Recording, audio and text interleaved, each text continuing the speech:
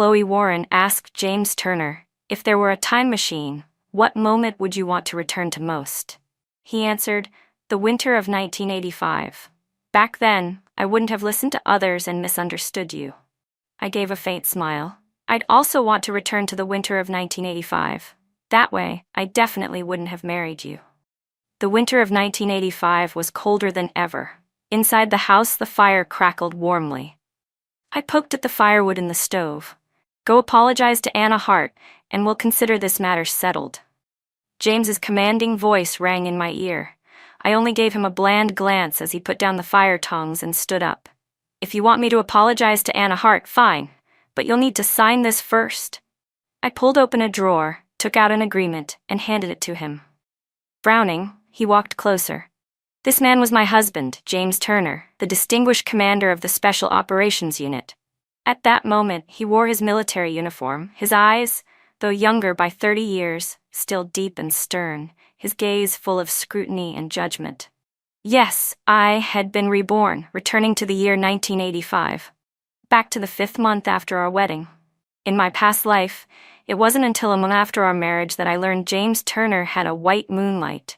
Anna Hart, the youngest female officer in the Communications Corps. My heart had gone cold.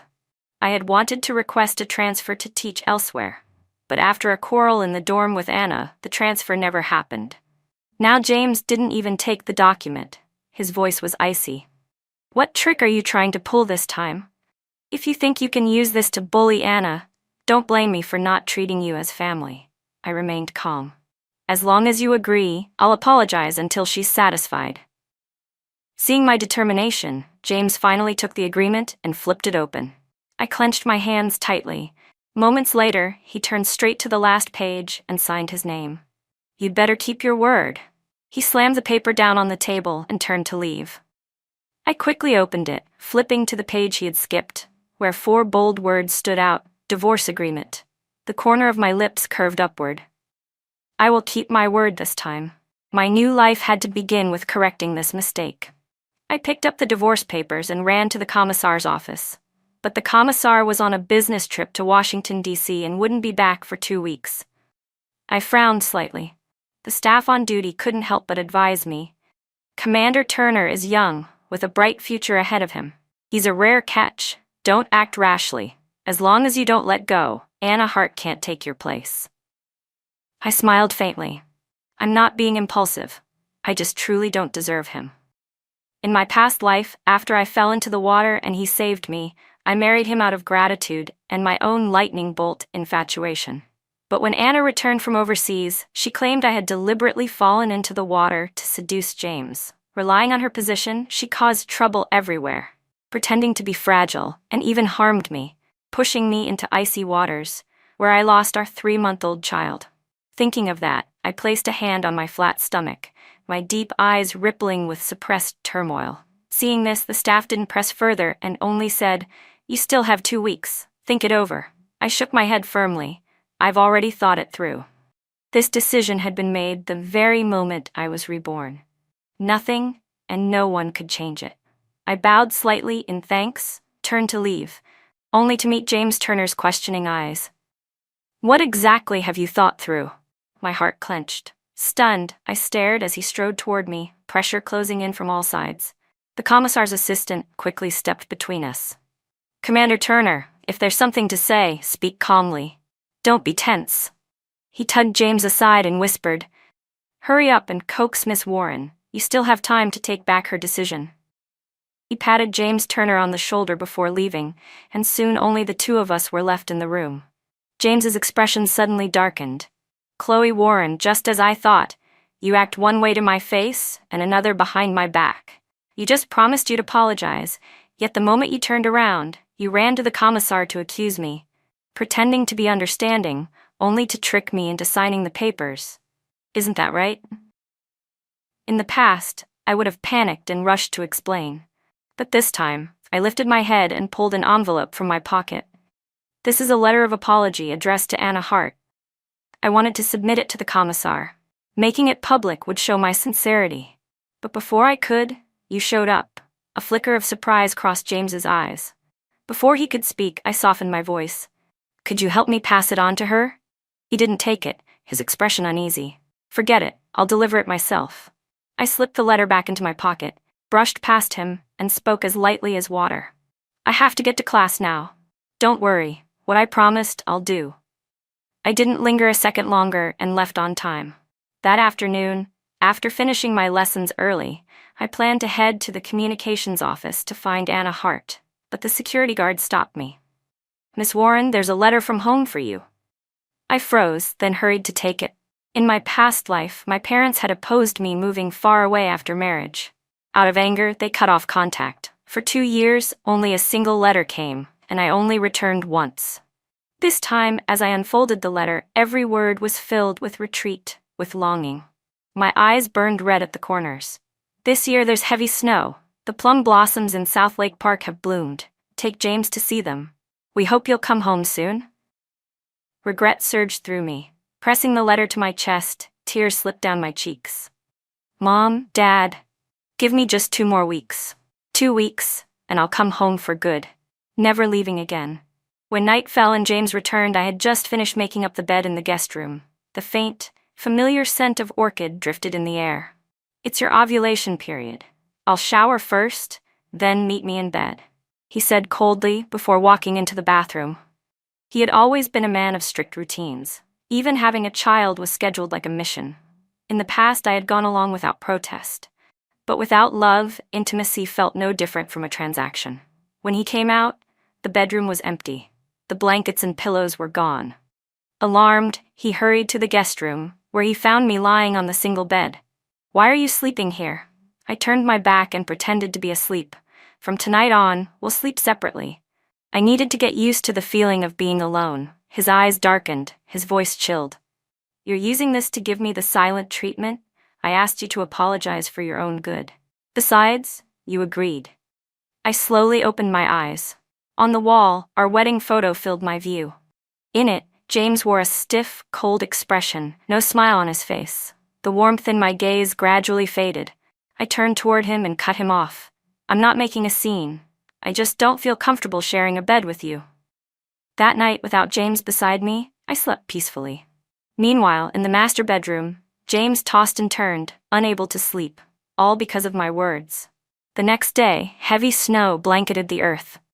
The school term was nearly over, and I submitted my resignation to the principal. He was reluctant to let me go. Miss Warren, are you really leaving? You were even voted outstanding teacher this year. The students adore you. It would be such a pity if you resigned.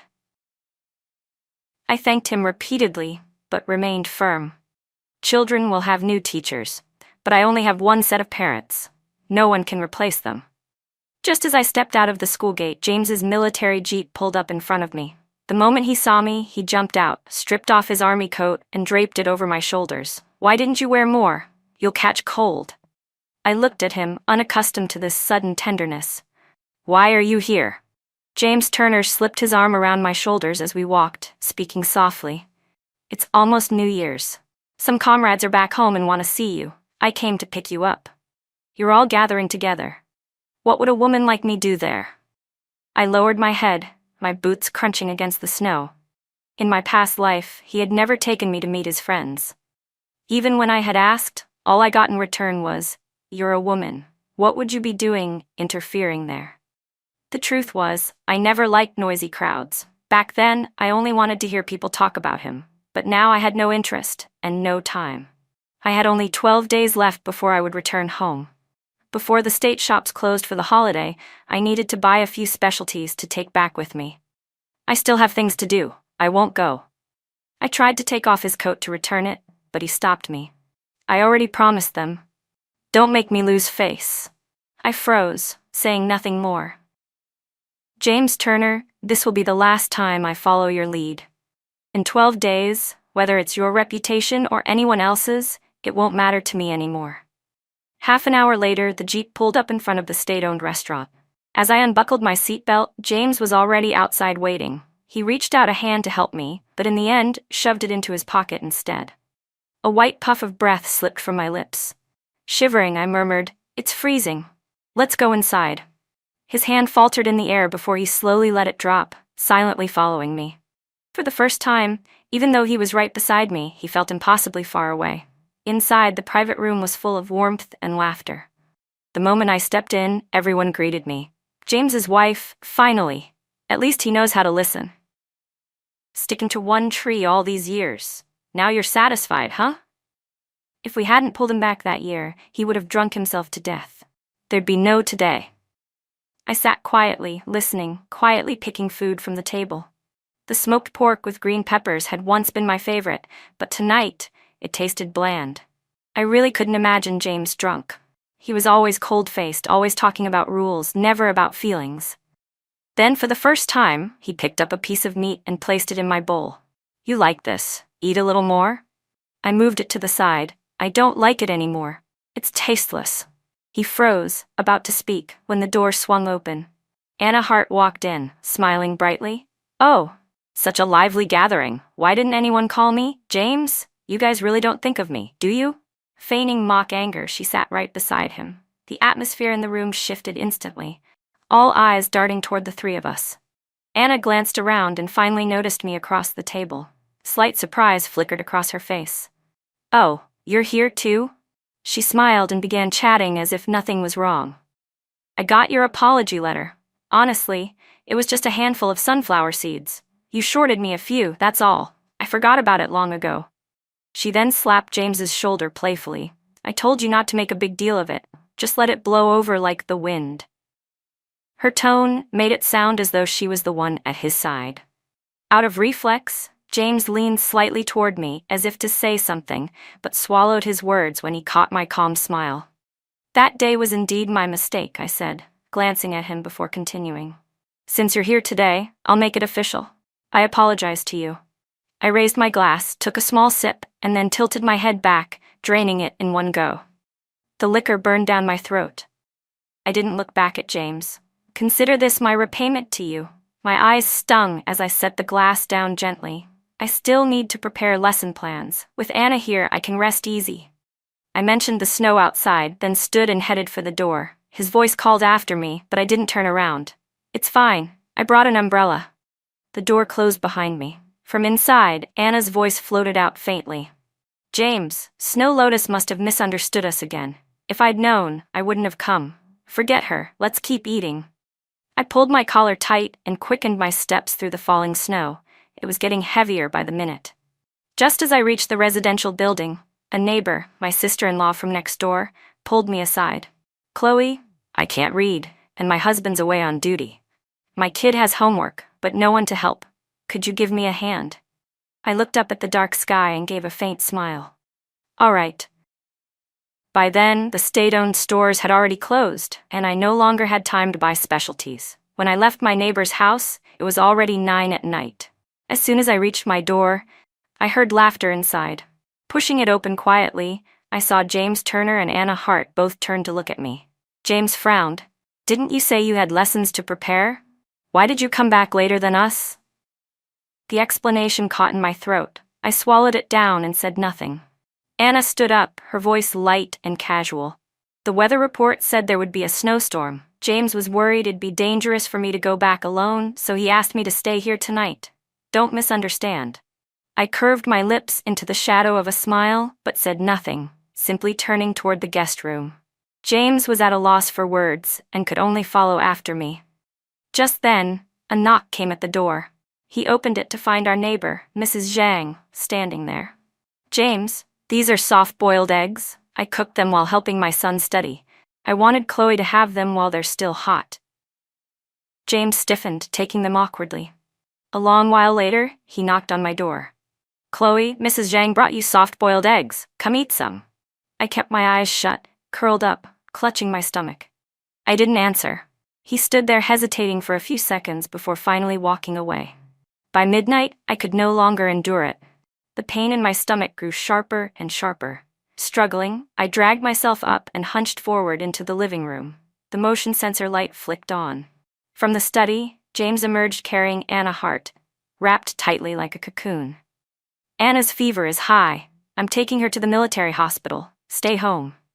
The front door opened wide, then shut quickly as the engine started. My hand pressed weakly against the doorframe before all strength left me. I collapsed to the floor, warm blood soaked through my white underwear. The next morning, after emergency treatment, I was transferred to a regular ward. In the hallway, I came face to face with James and Anna, who was now in a wheelchair.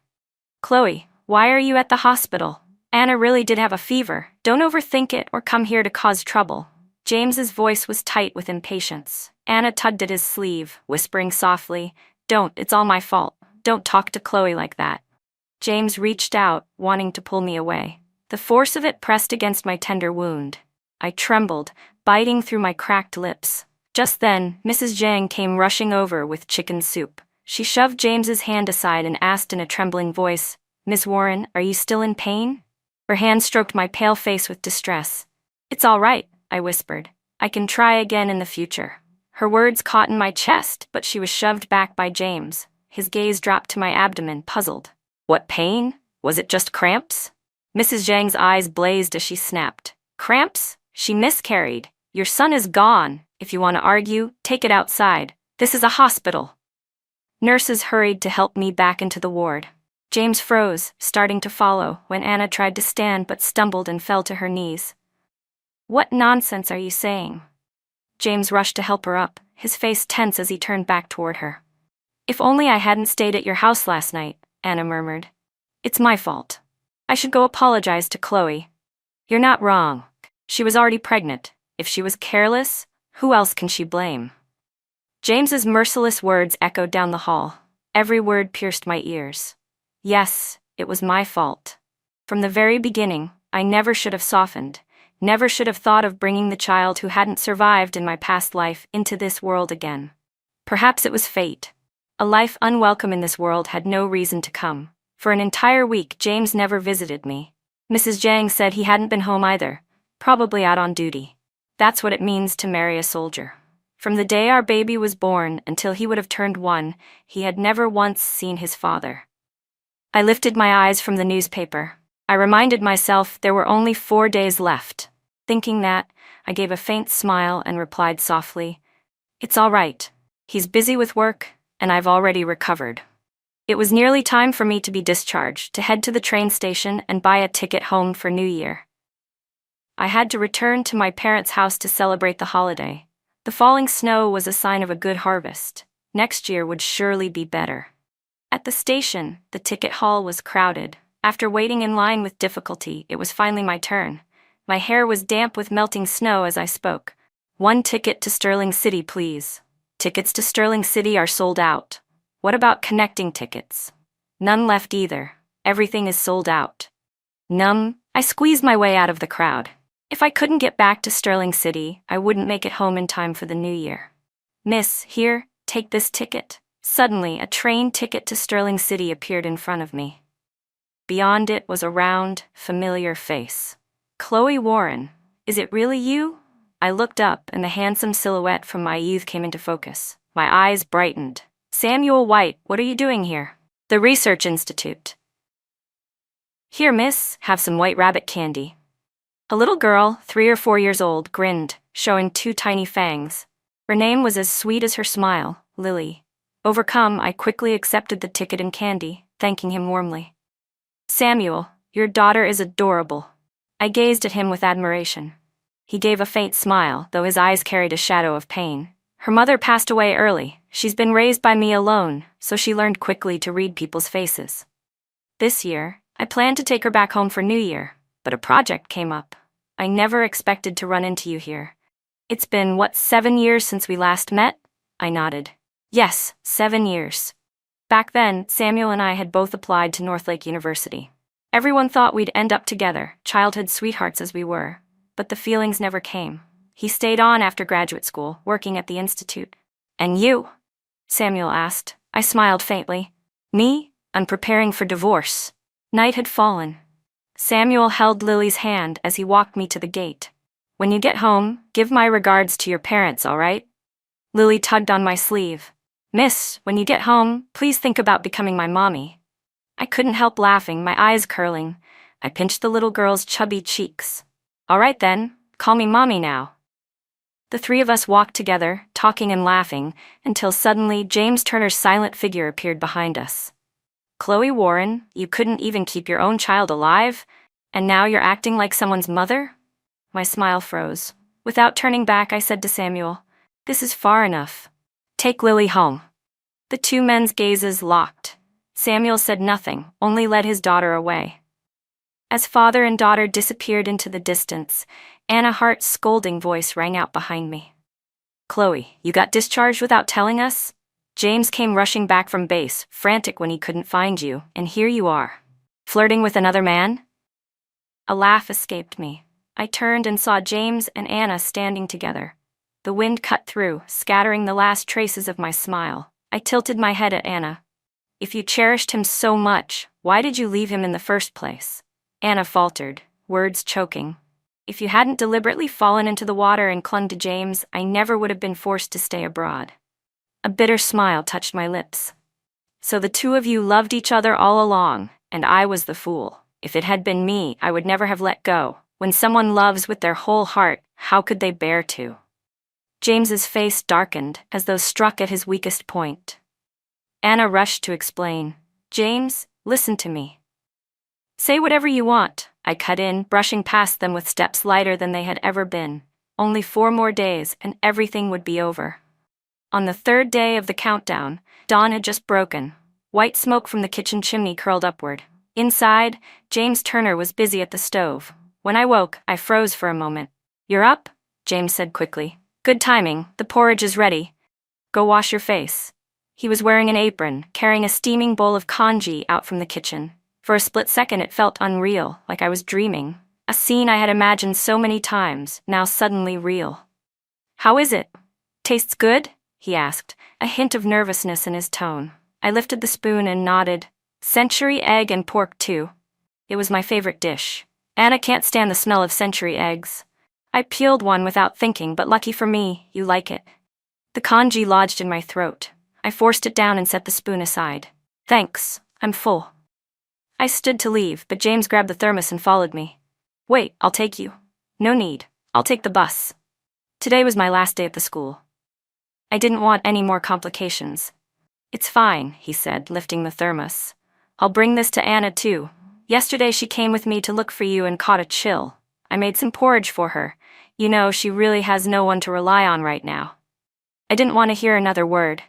"Then go give it to her." Turning away, I didn't look back. The principal had arranged a simple farewell for me. Several close colleagues clung to my hand, reluctant to let go. "Miss Warren, everyone is sad you're leaving. Commander Turner, how could you let her resign and go back to Sterling City? After this, will we ever see her again?" I froze, just about to answer, when a doubtful voice came from the doorway. "You're resigning?" I turned and saw James standing there, snow clinging to his coat. I faltered for a second, but before the principal could respond, I cut in.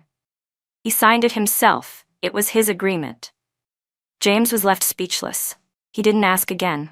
Outside, the snow was heavy, and we took our leave. I said goodbye to my colleagues. James followed behind, holding an umbrella over me. Watching my slender back, something unexplainable stirred inside him. "The day after tomorrow I'm on leave. Let's go skiing, all right? Haven't you always wanted to?" "I have things to do today. Still need to pack, buy a few things. Then finish first, after that we'll go." He quickened his pace, tilting the umbrella toward me.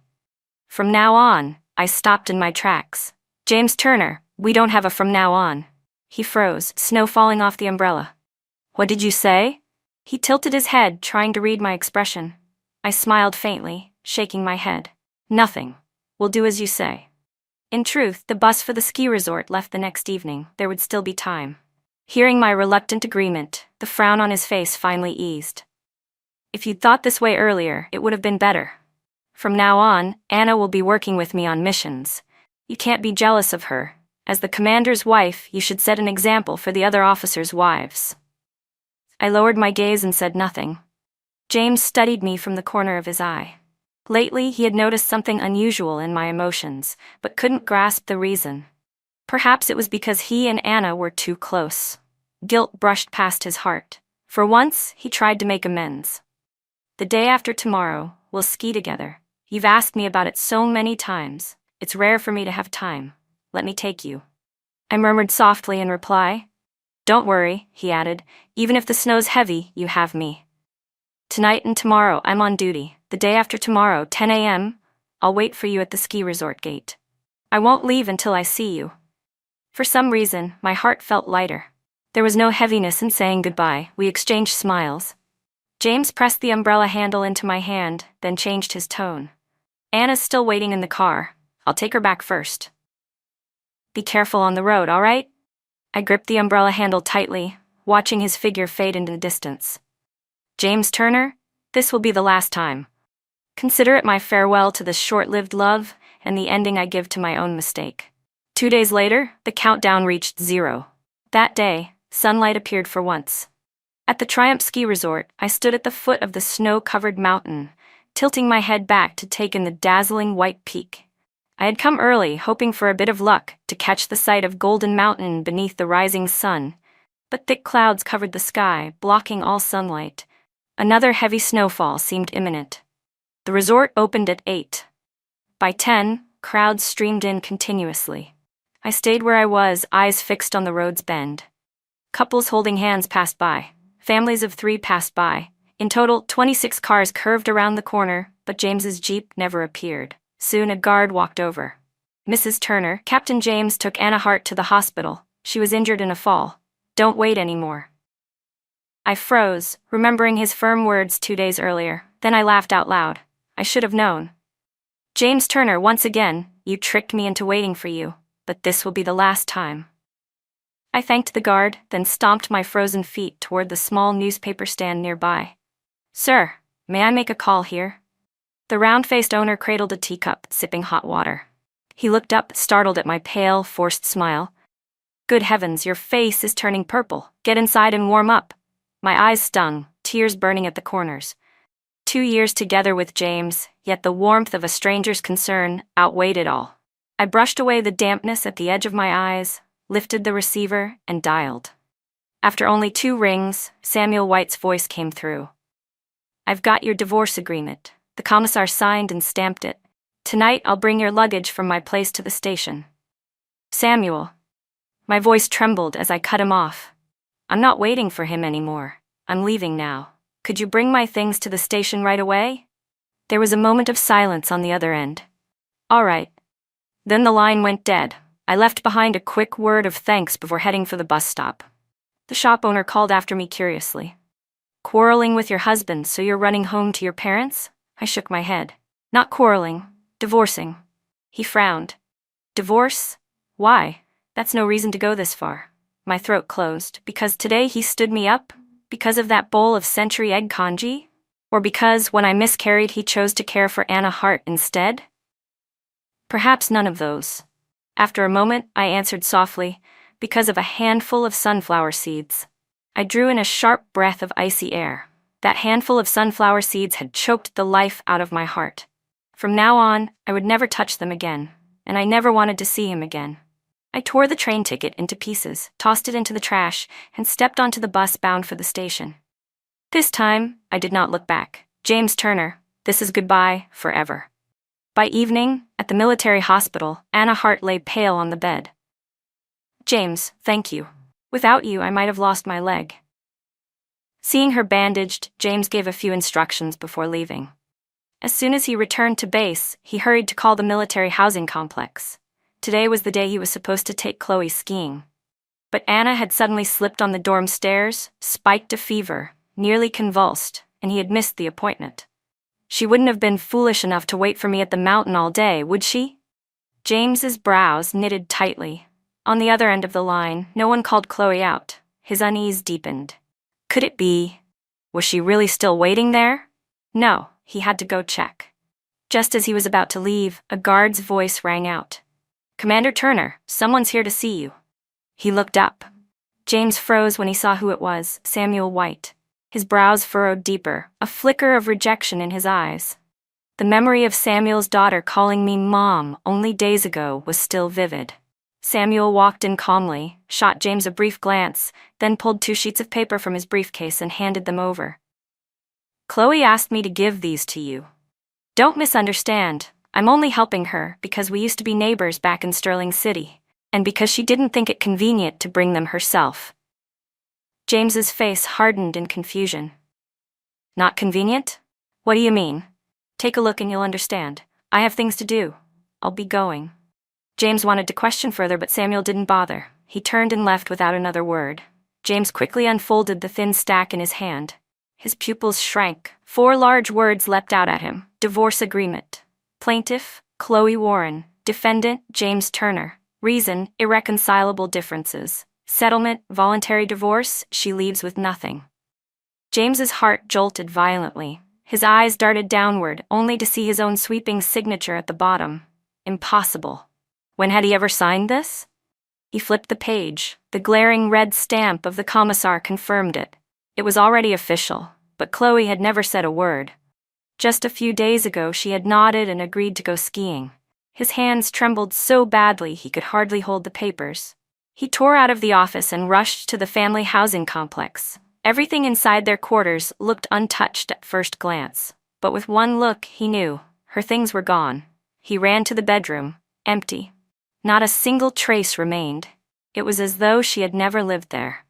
Stumbling back, fragments of memory surged into his mind, and suddenly it all made sense. The transfer request she had forced him to sign, that had been the divorce papers. The resignation she filed was nothing but a cover. The commissar's aide urging him to take it back while there's still time. It had all been about this. She had planned to leave him from the very start, and he hadn't noticed a thing. He raced to Triumph's ski resort, but only heard that she had already been there. If so, then she was surely at the train station now. With that thought, James sped off toward the station.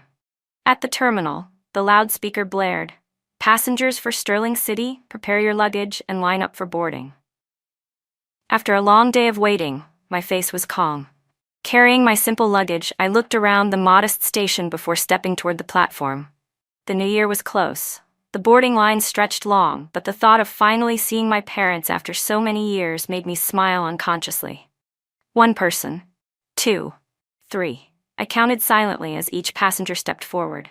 At last, it was my turn. The moment I handed over my ticket, a familiar figure broke into my view.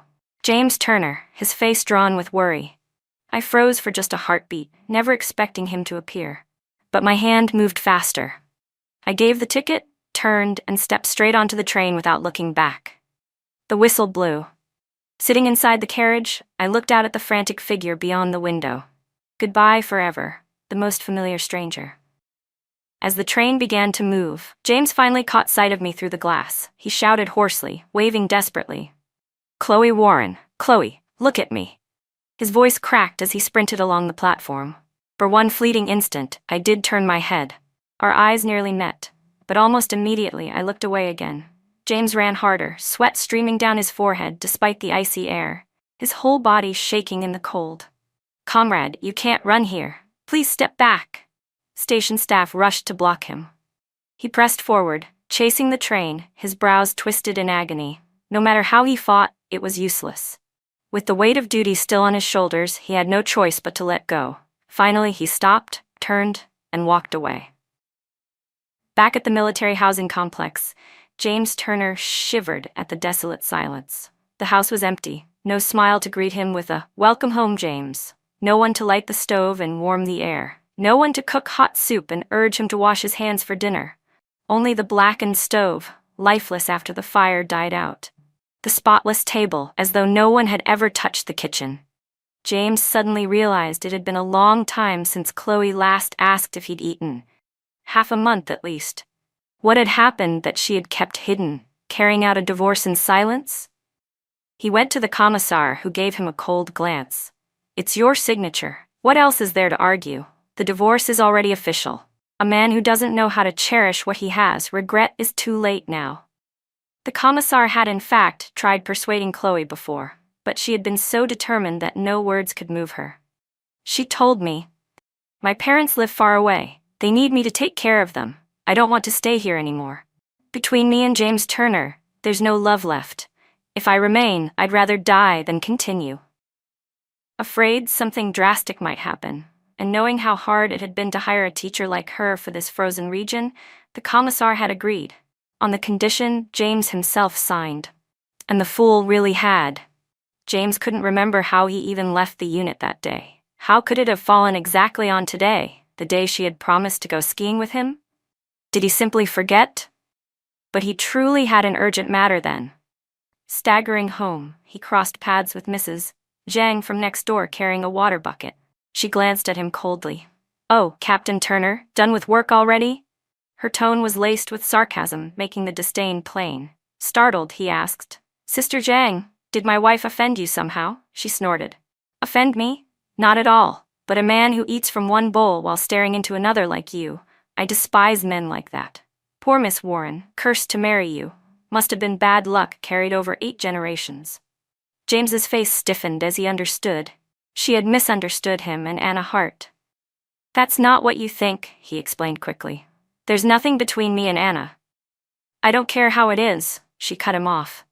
"If my husband dared flirt with another woman in front of me, I'd break his legs on the spot." She spat in disdain and disappeared inside. James flushed pale with shame, unable to say a word. Could it be Chloe divorced me because of this gossip? Then why didn't she tell me directly? He looked up, only to see her door shut tight.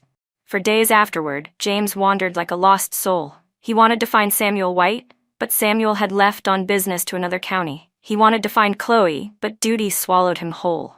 Each night, he returned to the same cold house. No laughter, no woman's touch to keep things in order. The emptiness gnawed at him. 2 months later in Sterling City, I had already grown used to my new school. After class, I rushed to prepare for the library. My parents had arranged the job for me at a nearby school, and the children here were obedient and easy to teach. As I stepped out the gate, a familiar voice called my name. I turned, eyes lighting up.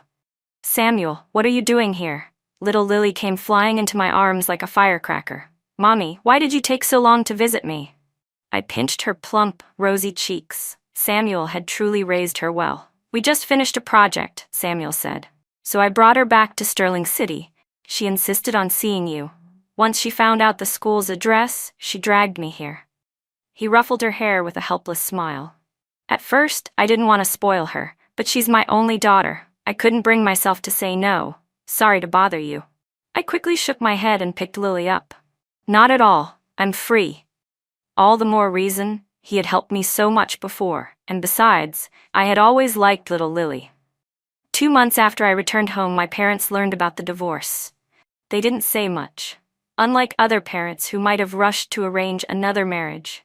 After all, in these times, a divorced woman was already considered second-hand. My parents never once reproached me. They only said, "As long as you've thought it through, that's enough." "I heard you're planning to take the graduate school entrance exam?" Samuel walked beside me and asked. Outside of teaching, I don't have much else to do." "Might as well keep studying," I answered with a smile. In my past life, I had given everything to James Turner. In this one, after so much struggle, I finally had the chance to rebuild myself from scratch. "Mommy, Lily missed you so much?" The little girl pouted, sulking the moment she felt ignored. "Lily, how many times has Daddy told you not to call people that? If others misunderstand, it's not good," Samuel scolded gently. I only smiled and shook my head. "It's fine. A foster mother is still a mother. I don't care what others say." "See, I was right," Lily clapped happily. Samuel sighed helplessly. "Sorry to trouble you again." "What trouble? Just invite me out for hot pot sometime," I teased. Looking at the child, my chest ached. If my own child had lived, he would have been just as sweet and well-behaved. After hot pot, it was already late evening. Samuel and I walked back together, Lily dozing on his back. "Which city will you take the exam in?" he asked suddenly. I lowered my head and thought, maybe up north. "Coincidentally, you said you'll be working there too." He nodded firmly, as if convinced I would succeed. "When that time comes, we'll meet again." I chuckled lightly. What if I fail? Honestly, staying with my parents wouldn't be so bad either. If I pass, that's just a bonus. Thinking of failure before even trying, who does that? He laughed. Back at home? My parents were still awake and pulled him inside to chat. Half asleep, Lily perked up the moment she saw me. "Mommy, I want you to hold me." Caught off guard, I quickly explained to my parents. Back at the base, Samuel once gave me a train ticket. Since then, Lily's gotten used to calling me that. Just foster mom. Samuel hurried to scoop her up. "Lily, don't call her that. Say Auntie Chloe, she's only spoiling you. I smiled and shook my head. Let her. She's like our niece anyway. She lost her mother so young, it's pitiful. After a few more minutes, Samuel excused himself, saying it was late. My mother nudged me to see him out. In the pale moonlight, Samuel adjusted his glasses, his eyes apologetic. Sorry again for bothering you. I looped my arm lightly. I already told you, I'm her foster mom. It's no trouble at all. He smiled. Say goodbye to your foster mom, Lily. I stood there, watching their figures disappear into the night. My eyes stung as I tilted my head toward the crescent moon. Pulling my coat tighter, I shivered in the early spring chill. Just as I turned back, a familiar voice rang out. Chloe. The sound was so unexpected I almost didn't believe it.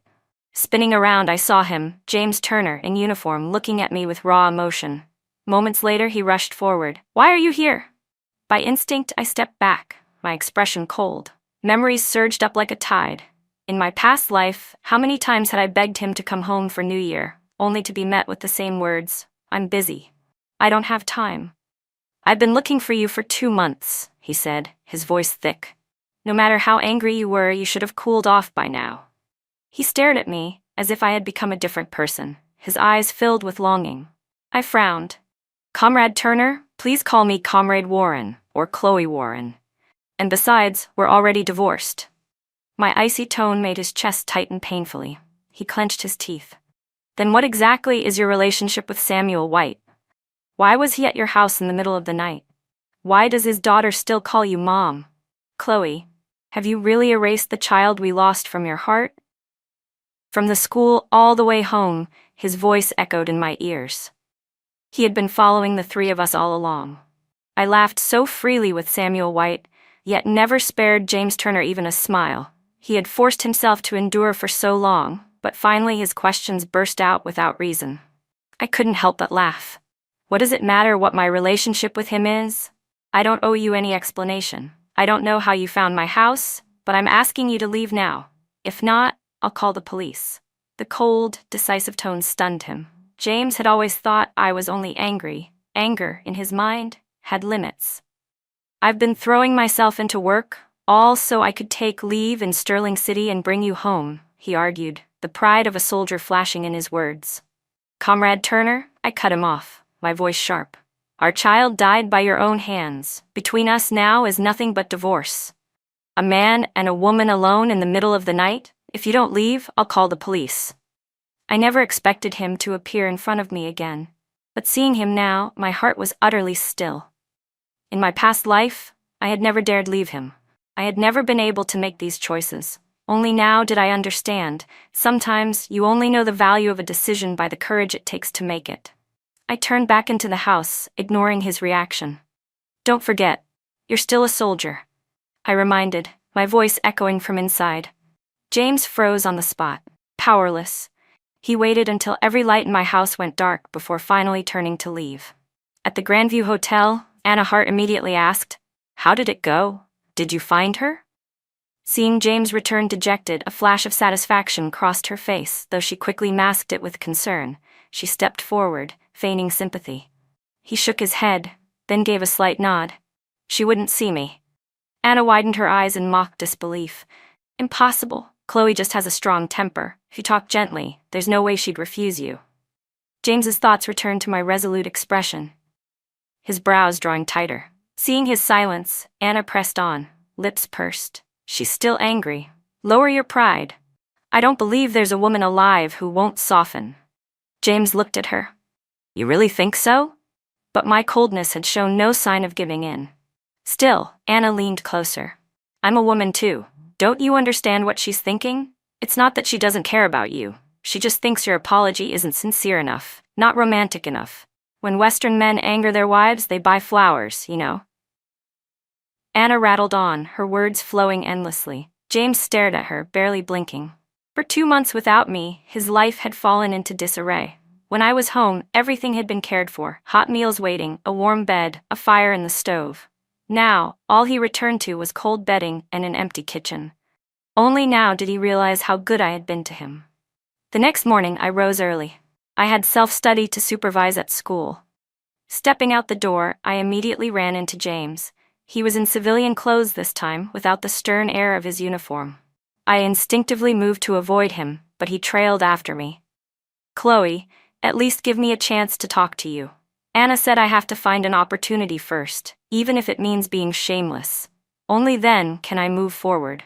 So I got up early today, just to walk you to school and talk. Last night was nighttime, I thought coldly. Now it's broad daylight, and there are plenty of people up exercising. He dares to block me in public. My expression darkened. We have nothing to talk about. Chloe, I know you're still angry, but I know I was wrong, and I'll change. I had never seen James so humble, lowering himself like this. I glanced sideways, almost amused. And what exactly do you think you did wrong? After so many years together, how could I not understand this man? Maybe he was only bowing his head for the moment. Whether he truly understood what he'd done wrong was still questionable. Perhaps, in his heart, he believed he hadn't been wrong at all, only that he had spent too much time with Anna Hart. Anna is my friend, she needs my care. Not considering your feelings, that was my fault, but every time you got jealous it irritated me, so really, we're both at fault. Hearing him say this, James Turner thought I was finally willing to acknowledge him, maybe even beginning to seriously reflect on our problems. On your way to class? And who's this? A passing neighbor spotted us and eyed him warily. James was about to say he was my husband, but I quickly stepped forward. The road to Golden School Street is straight ahead. Keep going, and you'll get there. I added, I need to get to work. Excuse me. I exhaled softly, greeted the neighbor, then turned and walked away quickly. I knew men like James Turner. How could he ever admit he was wrong? In his eyes, I was only a petty, jealous woman, a nuisance blocking his so-called selfless devotion to others. He froze where he stood, about to follow, but the neighbor stepped in front of him. Hey, don't follow our Chloe. She's the pride of this community. Her parents treasure her more than life itself. A stranger like you should stay far away. The words carried not a shred of courtesy. Once the pride of the military, James suddenly found himself reduced to nothing here. I'm Chloe Warren's man. I came to take her home, he blurted. The neighbor's eyes flared. Scoundrel, shameless, you can't win her so you smear her reputation? Get out of our neighborhood. James stood there, stunned. He hadn't expected Chloe's neighbors to be so sharp. Compared to them, Chloe had been remarkably gentle. Regret stabbed him anew.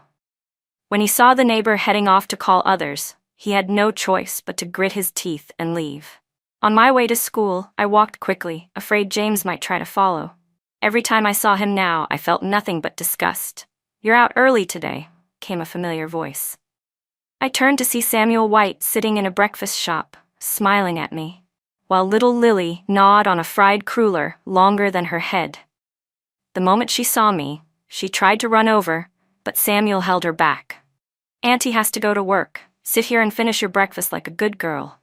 He was stricter than usual, probably because of what had happened last night. Lily pouted, looking pitiful, and I couldn't help laughing. I have class, but after school I'll play with you again. You have to promise, she insisted, dropping her cruller and grinning brightly. I nodded. I keep my promises. Especially to children. Samuel sighed apologetically. Sorry to trouble you again, Chloe. I shook my head. It's no trouble at all. My own child had never made it into this world. Now with Lily calling me foster mother, she truly felt like my daughter. Not a replacement, not a reminder of the past, just my little girl. I waved goodbye to the two of them and hurried off towards school. Don't forget to bring back the bamboo shoots I ordered, Samuel called after me. Dad, we haven't finished eating yet, Lily protested, pointing at the cruller she'd only taken a few bites of. He ruffled her hair. Grandma and Grandpa are waiting for us to bring breakfast home. We'll eat together. The little girl nodded seriously. Oh, then when do we go pick up Mommy? He laughed. Not until this afternoon at the earliest. Let's go home first. If you cling to Auntie, she won't get anything done. You have to behave. She pursed her lips, not fully understanding, but obeyed. As Samuel carried his daughter back, he ran straight into James Turner, whose eyes were blazing with fury. Samuel White, why are you here? James demanded. In his mind, there had to be something between me and Samuel. Samuel's gaze was steady. Chloe and I grew up together. That's all. James blinked, caught off guard, then understood. You abandoned her and now you come crawling back. What meaning does that have? But Samuel didn't care whether James understood or not. He didn't even want to. James stood frozen, his eyes locked on the little girl in Samuel's arms. His voice dropped low, bitter. How could she call you mom? She abandoned her own child, but took in yours. Do you really believe that? The more James Turner spoke, the more agitated he became, convincing himself he was right. Samuel White's expression turned to ice. Looks like that divorce paper took your brain along with it.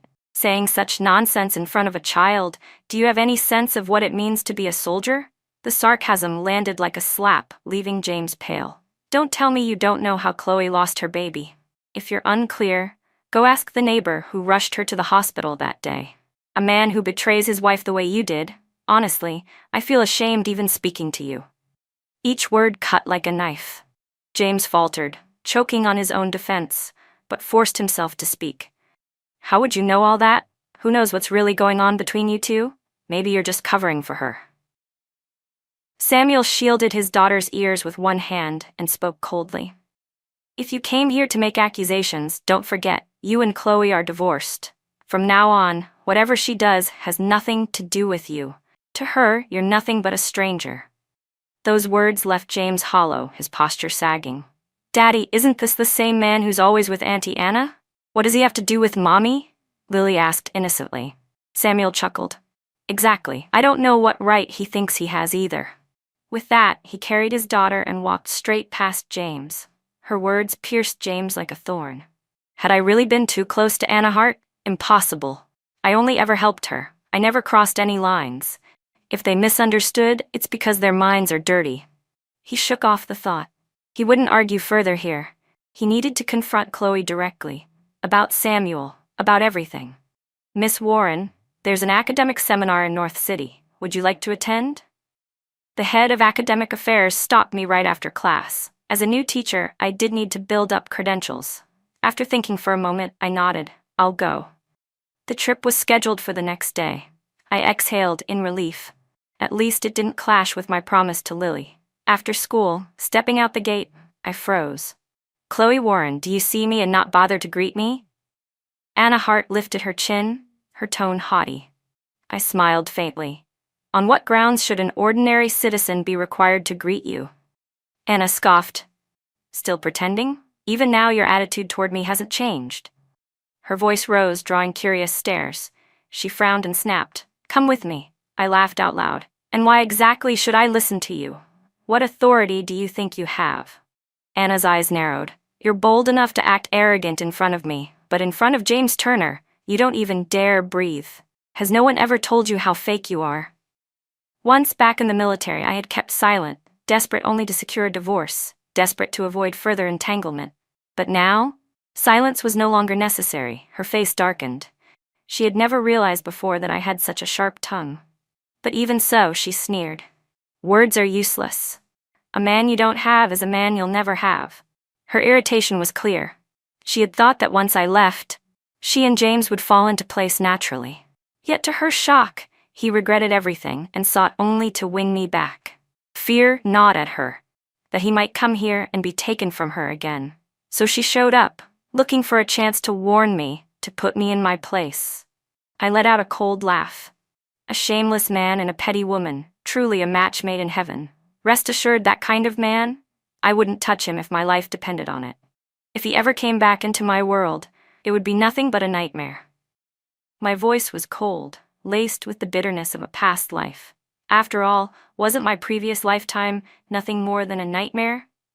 Anna faltered at my response, momentarily lost for words. She tried again, but weaker this time. Don't pretend you don't care. I'm warning you, stay away from James Turner, otherwise I won't be polite. Her words landed like a guilty whisper, as though she already knew the truth of what I had said. Director Hart clearly hadn't expected that. In private, she enjoyed threatening others like this. Truly eye-opening, I thought, when suddenly a warm male voice sounded behind her. Anna Hart stiffened. Little Lily ran to my side and tugged at my hand. Mommy, let's go.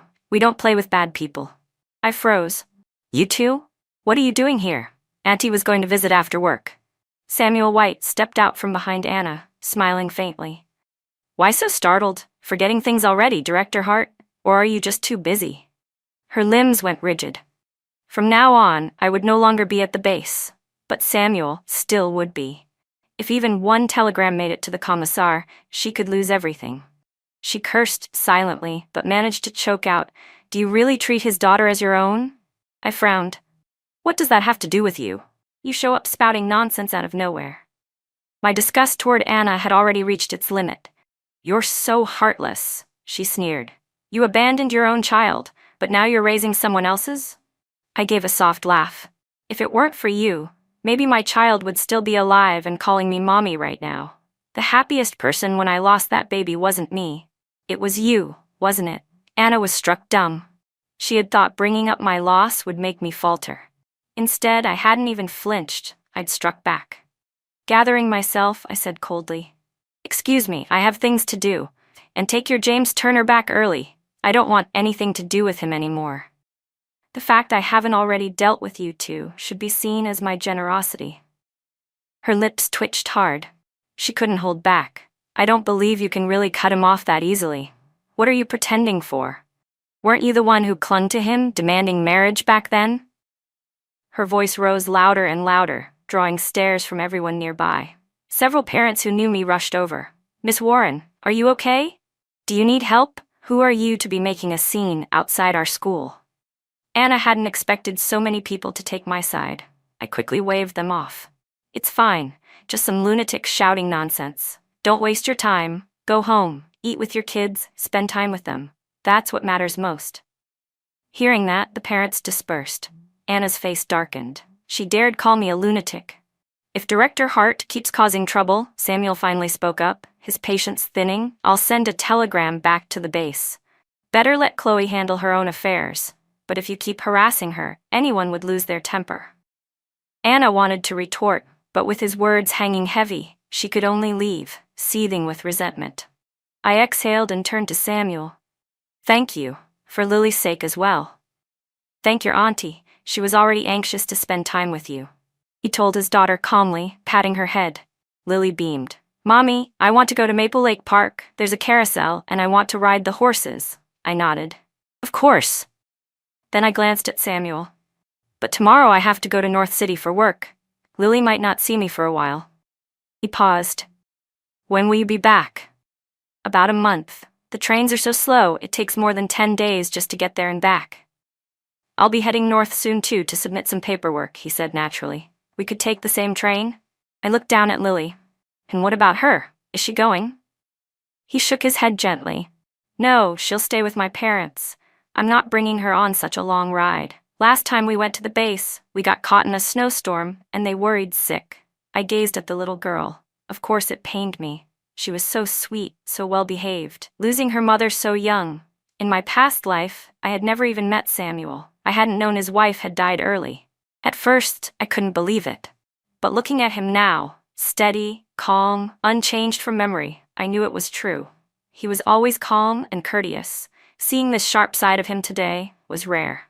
At least I've witnessed it once, I thought. I took Lily to the park for over an hour, then headed home to pack my bags.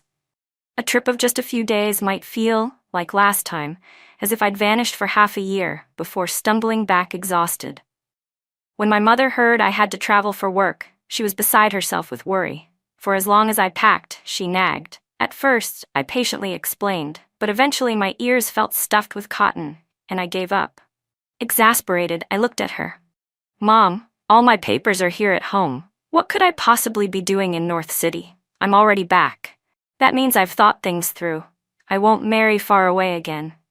As for marriage, my parents hadn't mentioned it, and I certainly didn't want to think about it yet. I only said it to ease their minds. "Enough fussing?" My father's voice called from the living room. "Let her finish packing and get some rest." My mother froze, then gave me a long, hard look. "Remember what you just said. If you ever drag home another husband from the far ends of the earth, I won't care anymore." I laughed softly at her temper. "I know, Mom. The old mistake had scarred my life. I wouldn't fall in the same place twice." But then she sighed. "Still, you should consider Samuel White. His wife passed away, he hasn't remarried. Just one daughter. You've been divorced? It matches." I nearly choked. No, no, no, Mom, don't say things like that. Samuel and I are too familiar. We could never be husband and wife. And don't you dare ask someone to play matchmaker. She narrowed her eyes. So you're looking down on him because he has a daughter? Of course not. I protested. There's nothing between us. Please just stop. Perhaps because Lily called me Mom, my parents had misunderstood. I resolved to explain it clearly. Even after hearing me out, my mother still looked reluctant, but she grudgingly nodded. Fine, but if you ever do choose again, it better be someone like Samuel. That last one you picked, your father took one look and said he was no good. Heartless, that's what he was. Every mention of James Turner stoked her anger. I stayed silent, letting her vent. Truthfully, she wasn't wrong. Because of him, I had nearly abandoned my entire family to marry far away, only to gain nothing in return. Not even his trust. With a man like that, I should have woken up long ago. My mother muttered on for half an hour before finally letting me go to bed. Meanwhile, across town, James sat in his hotel room, his expression clouded in silence. He lingered by the window. Unreadable. Anna Hart had left my school and wandered before returning to the hotel. She failed to notice his strangeness. James, when are we leaving? There's nothing fun here. But the real reason she wanted to go wasn't boredom. She simply didn't want to keep seeing Samuel White with me. James didn't answer. Anna frowned and stepped closer. James, are you even listening?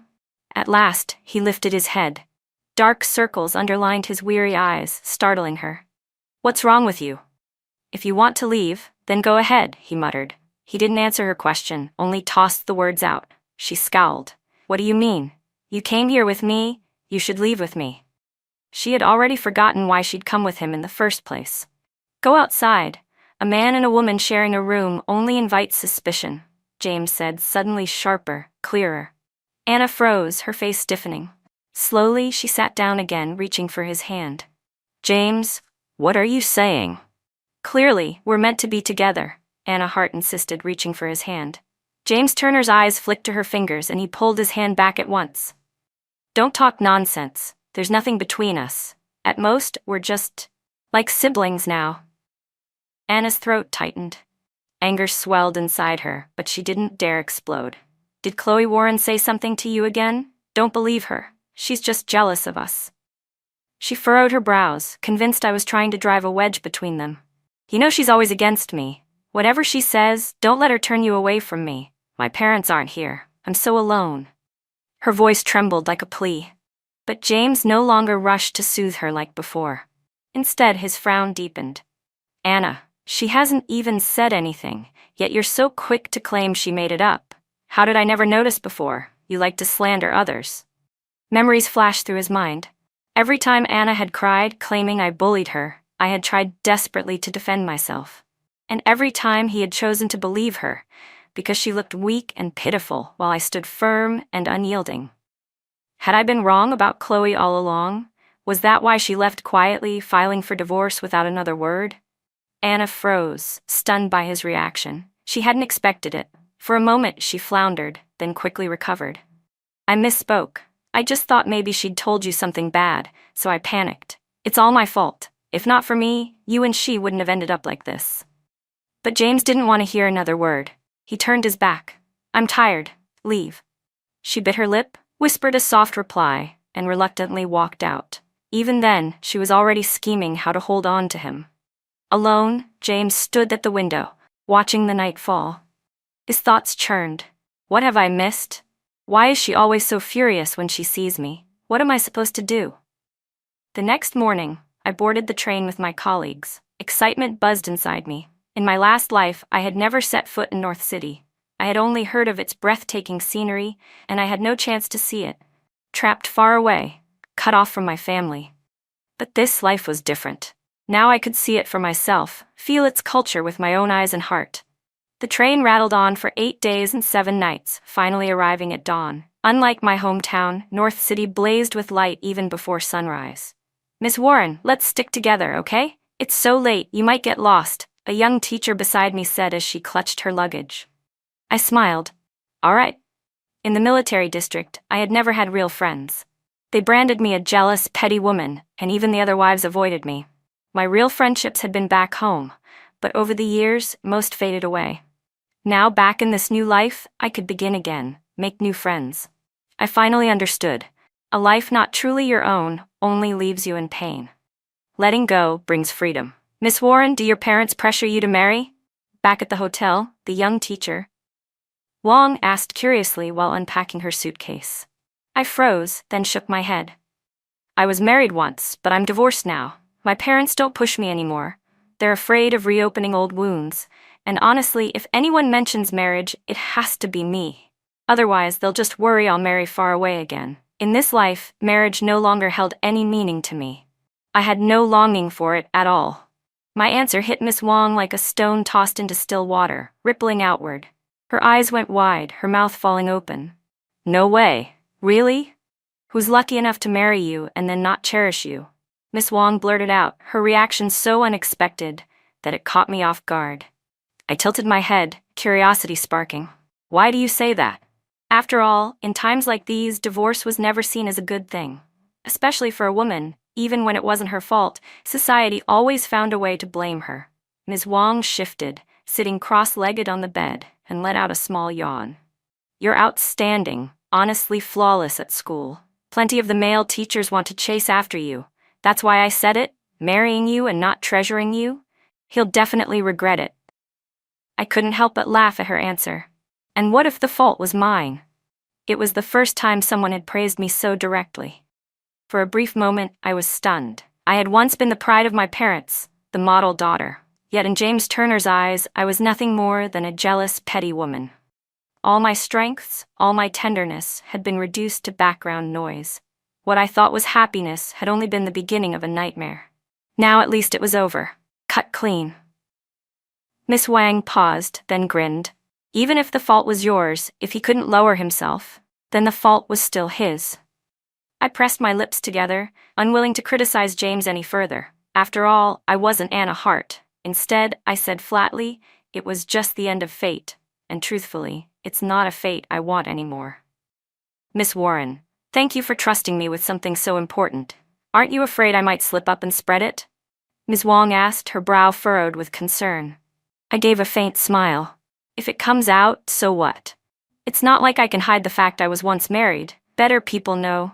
Fewer glances behind my back. Her admiration was plain in her eyes. Miss Warren, you really think ahead. So what if someone's been married before? Who decided women must guard themselves like jade for a man's sake? Honestly, people in the old days were sometimes more open-minded than now. She sighed, her mood shifting. But my mother, every month she pushes me to go on blind dates, and I never like any of them. She says the man is ugly or too fat, or only finished middle school. When I was in school, my parents urged me to study hard, or I'd only marry a poor man.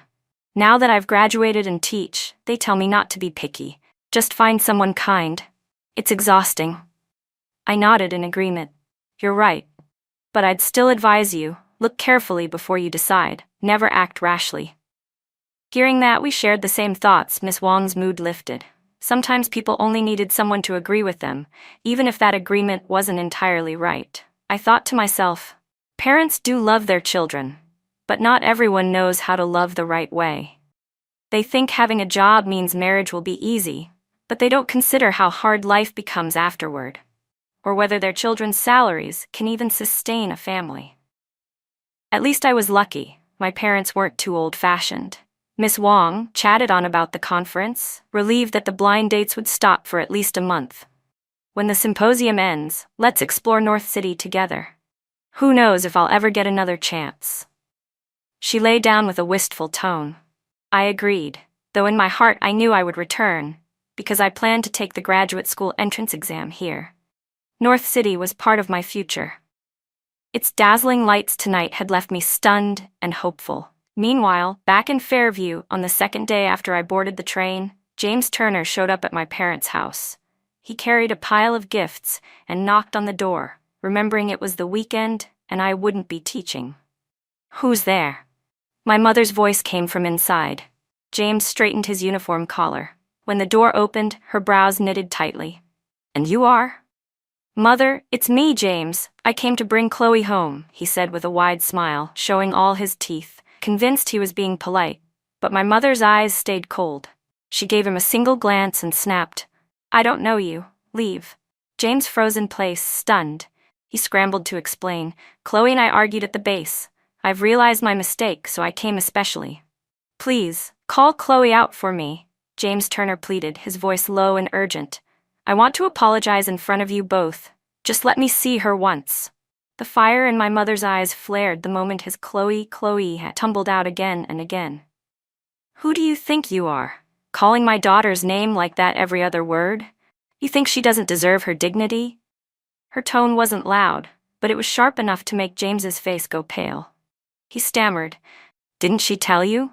Before New Year, she wanted to bring me home to meet you, but things were too busy at the base. His words trailed off in embarrassment. My father stepped out then, his cloudy eyes cool as they swept over James. You two are divorced. Don't bother her anymore. Shut the door. My mother moved to close it, but James pressed his hand against it in desperation. Please, just let me see Chloe. We need to talk. I'll explain everything and she'll forgive me. I know she will. She's only angry right now. My father let out a cold laugh. She's my daughter. I know her better than you. When she says it's over, it means she doesn't want anything to do with you.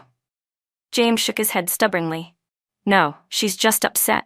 She once told me she'd stay with me for life. I can't accept this. No matter what you say, I won't give up on her.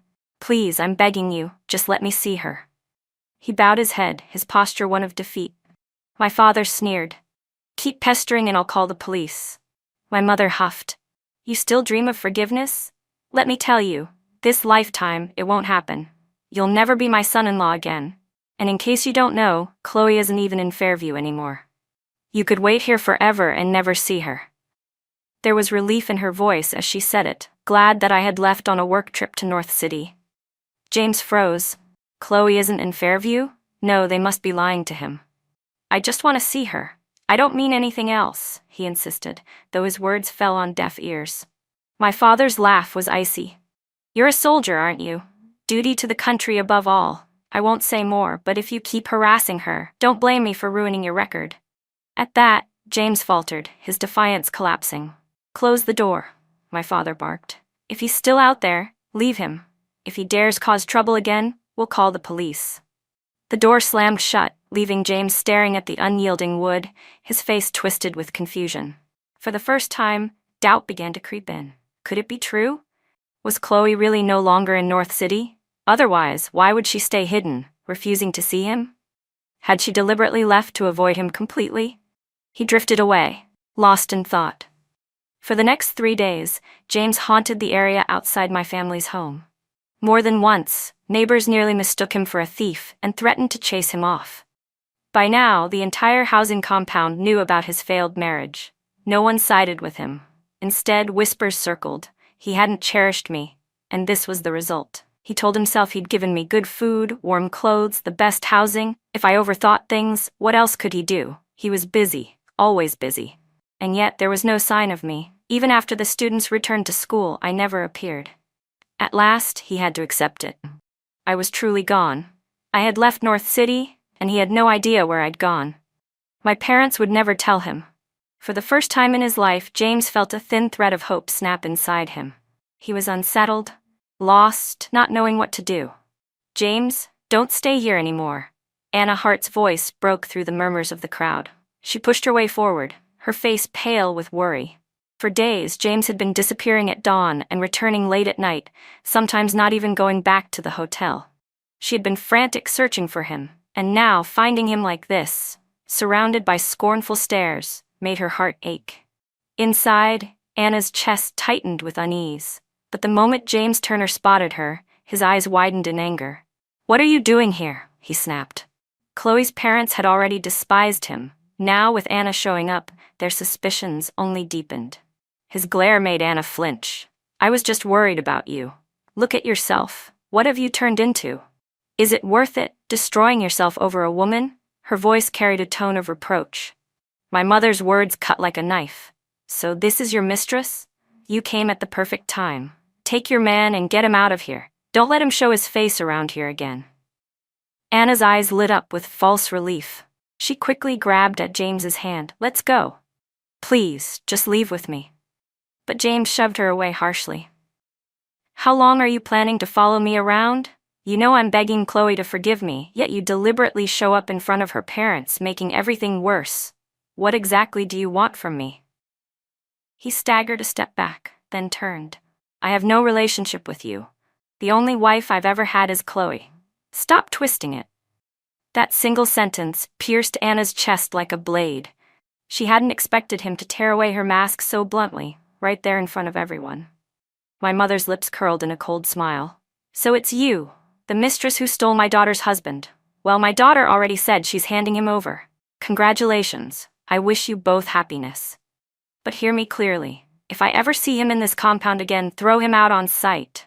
I don't want that man anywhere near us. Gasps and whispers spread. The crowd's disapproving stares sharpened into disgust. So she really is a homewrecker. Shameful. Get out of here. Don't poison the children. Anna's face flushed white, then crimson, then white again. Humiliation burned her, but she could do nothing but clench her teeth. James, she whispered desperately, you're just gonna stand there and let them insult me like this? Please, let's just go. She reached for his arm again. James shook her off. I'll go on my own. Then, without another glance, he strode away from the compound. Chloe was no longer here. There was no point in staying. Anna watched him storm off, too afraid to pull him back. Silently she followed, her heart knotted with regret. She knew she had acted recklessly this time. Yet until James truly let go of Chloe, she would never feel secure. What if one day Chloe forgave him and returned? Then where would that leave her? Just a few steps outside the compound, they ran into Samuel White, suitcase in hand, preparing to leave for a work trip. Daddy, if you see Mommy, please tell her I miss her. Little Grace clung to her grandfather's arms, reluctant to let go. Samuel stroked her hair gently. Daddy promises. Mr. White chuckled. Why is it that Aunt Chloe is the only one this little one ever clings to? Samuel's voice was calm. Once this trip is done, I'll take Grace to her maternal grandparents. It's been too long since they've seen her. At the mention of his late wife, Mr. White sighed. You're right, it's time. You've been back for a while already. Let your mother and me take her. You focus on your work. We'll explain everything to her grandparents. They'll understand. Samuel nodded. All right, but don't spoil her too much. Discipline is still important. Despite the firmness in his words, his eyes lingered on his daughter with deep reluctance. Grace's lashes glistened with unshed tears. She hadn't been apart from him in so long. We don't spoil her, Mr. White said, giving him a mock glare. She's a good girl, but she lost her mother so young. If we dote on her a little more now, it's only natural. Still, we'll make sure she learns what's right. Samuel didn't look convinced, but he said no more. Before Grace could burst into tears, he tugged his suitcase and turned to leave. Just as he was about to catch the bus, a cold voice stopped him. Where do you think you're going? Samuel froze. Every word of his earlier conversation had been overheard. James Turner stood there, eyes sharp as blades. Samuel's brow furrowed. What do you want? Behind him, Anna shifted nervously, shaking her head. I don't know what he's planning. James's gaze swept over them, icy and unrelenting. A man who's already been married once. Why are you still clinging to Chloe when you already have a child? Tell me now, where did you take her? James Turner demanded. Samuel White let out a short laugh. And who do you think you are to question me? Didn't I make myself clear enough last time? He was never patient when dealing with outsiders, but James ignored the warning. All he cared about now was news of Chloe. Tell me, where is Chloe? James's voice trembled with urgency. Samuel frowned, brushed him aside, and hauled his suitcase onto the bus. There's nothing to say. James jumped in after him, forcing Anna Hart to chase after. James, don't bother arguing with Engineer White. He probably doesn't know either. Maybe it was just a child's joke, she said quickly, though even she didn't understand why little Grace clung to Chloe so much. Truthfully, if Samuel hadn't had a child, he would have been a far better match than James. Hey, no fighting or shouting on the bus, the ticket collector snapped. She had seen the tension even before they boarded. Taking Samuel's fare, she gave a sharp warning. Samuel simply nodded, found a seat, and sat down. The sight of James trailing after him made his temples throb. He had never seen such a clingy man before. How had Chloe endured him for so long?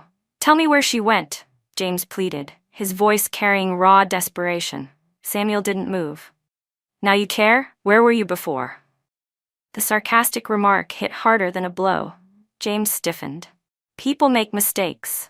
I admit I was wrong, but I want to fix it. I want to explain. Isn't it enough to realize your fault and try to change? James argued. Samuel turned his gaze to the white clouds drifting outside the window. People aren't afraid of mistakes. They're afraid of making the same ones again.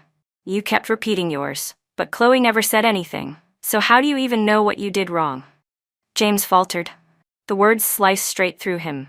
Sensing the silence growing heavy, Anna jumped in. Mr. White, maybe you should just tell him. He's desperate. You see how worked up he is. Samuel's eyes flicked to her, calm but sharp. You call this desperate? He wanted to apologize, yet he brought along the very woman who hurt her to the school and tried to make a show of it. Since when has anyone apologized like that? He tilted his head and gave her a cold smile. Anna's face went pale. James's chest tightened at the strange look Samuel gave them both. No, James, it's not like that, Anna stammered, panicked. I only wanted to help you. You asked me to follow you so we could find Chloe together. That's all. James's throat tightened. Samuel chuckled. You two really are a perfect pair, always shifting the blame, never owning up. Just as Chloe said, you're well matched. James shook his head sharply. No, she and I have nothing between us. Anna hadn't expected him to throw her under the bus so quickly. She swallowed her anger, forcing herself to stay calm. She wouldn't let Samuel manipulate the situation further. In the end, I don't know where Chloe is, Samuel said flatly. Even if you want to find her, I have no leads to give you. As for my daughter calling her mom, children say silly things. You don't seriously take that to heart, do you? Just then, the ticket collector called out, Next stop, train station. All passengers prepare to get off. Samuel stood, towering over James by a full head. His calm words carried the weight of a hammer. What's lost is lost. Not every apology can make things right. And if Chloe learns you've been pestering her parents for days, what do you think she'll feel? Do you really think she'll forgive you then? James opened his mouth to argue, but the truth in those words ripped through him. He had no defense. Good luck, Samuel said as he stepped off the bus. But if you try following me again, there are police at the station. I've already given you more courtesy than you deserve. James sat frozen, watching his figure disappear. The ticket collector, seeing no pursuit, moved on. Anna kept talking, her voice cracking from exhaustion, but James didn't even glance at her. James, you can scold me all you want, she whispered, her words falling into the silence he left unbroken. But don't stay silent like this, Anna Hart trailed after James Turner, her voice sharp with desperation. Fine, I admit it, I'm jealous of Chloe. I just want to ask her what you really mean to her. I've given so much for you, James. I can't stand watching you pour all your heart into her. She followed him all the way back to the hotel. At the door, James unlocked it mechanically, but when Anna tried to step in, he stopped her cold. James, are you seriously shutting me out? She gasped, stunned. It was the first time he had ever kept her outside. All it takes is a few words from an outsider, and suddenly you change like this? His eyes, empty and dull, glanced at her without focus. Yet the fact that he finally spoke made her breathe a sigh of relief. At least you're willing to listen to me now.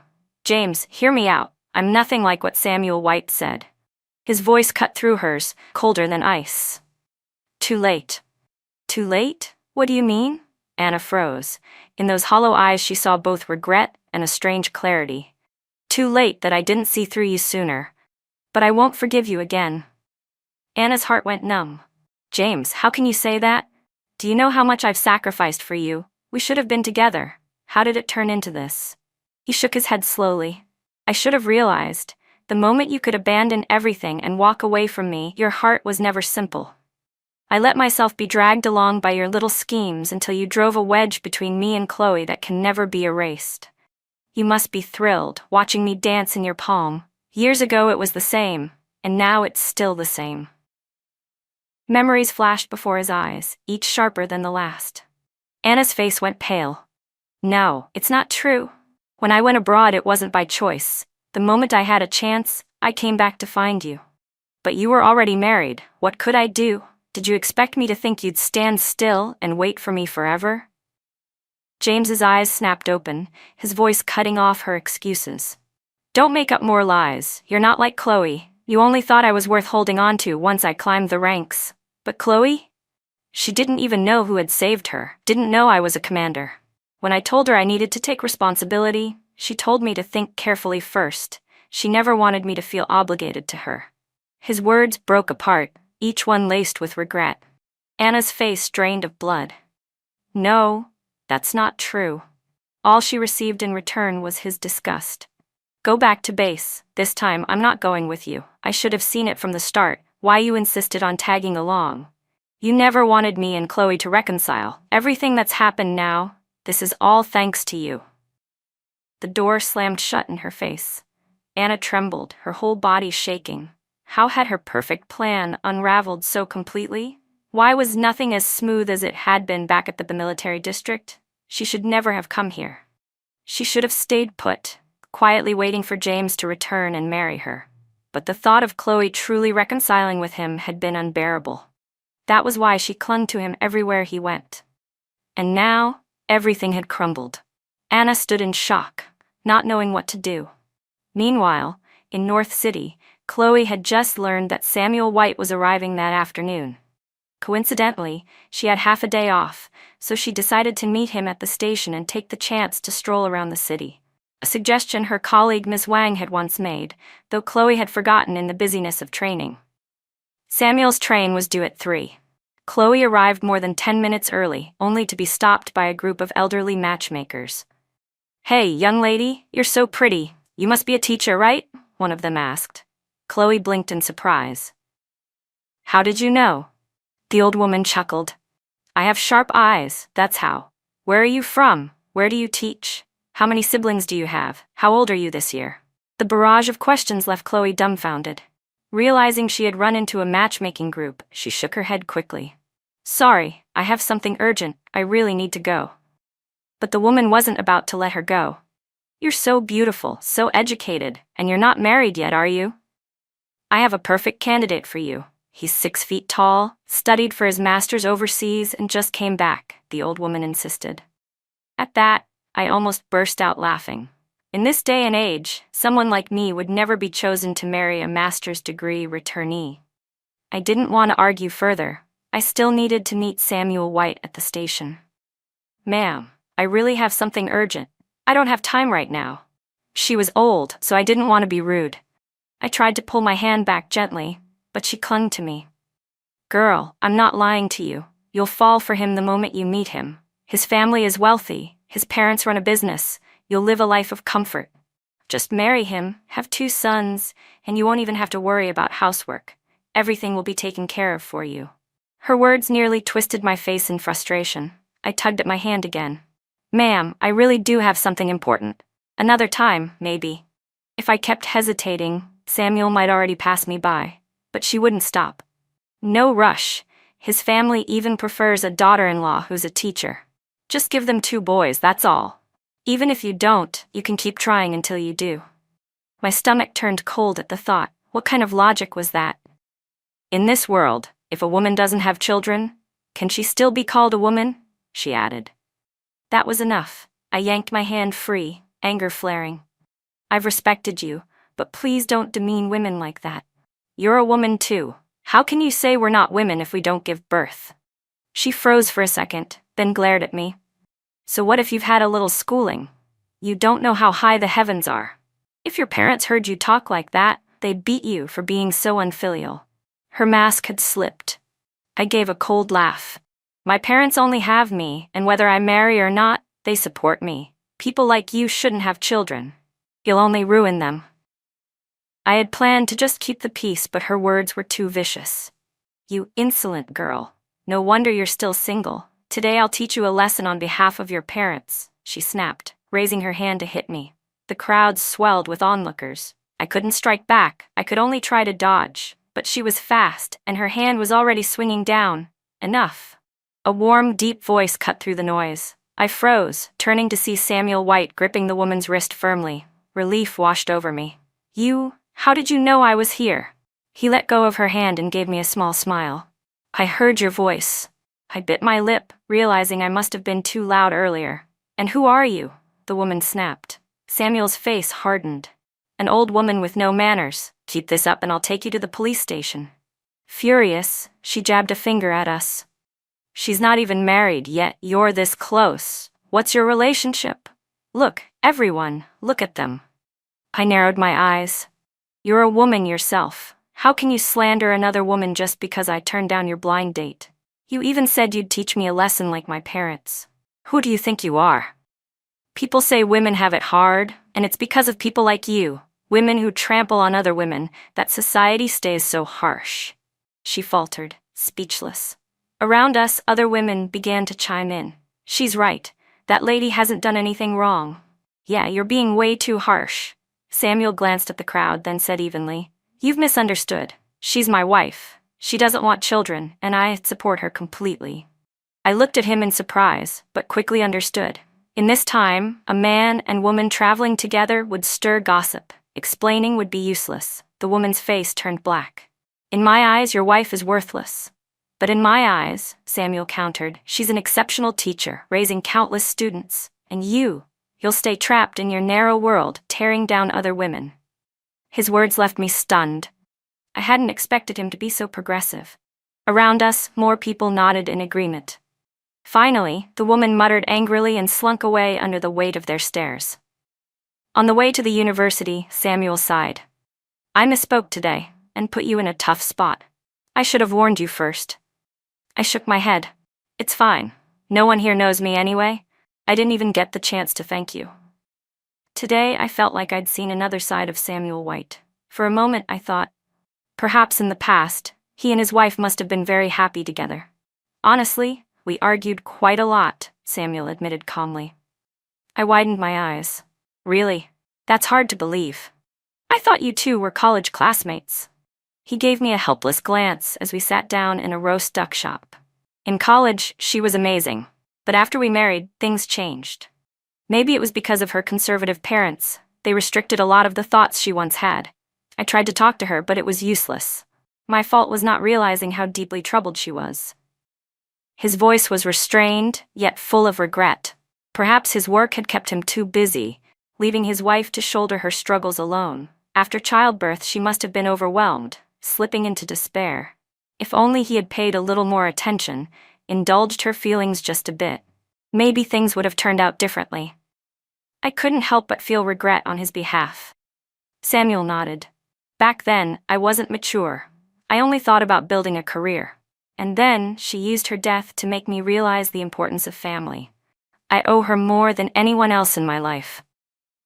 Hearing that, I felt a faint ache and quickly steered the topic away.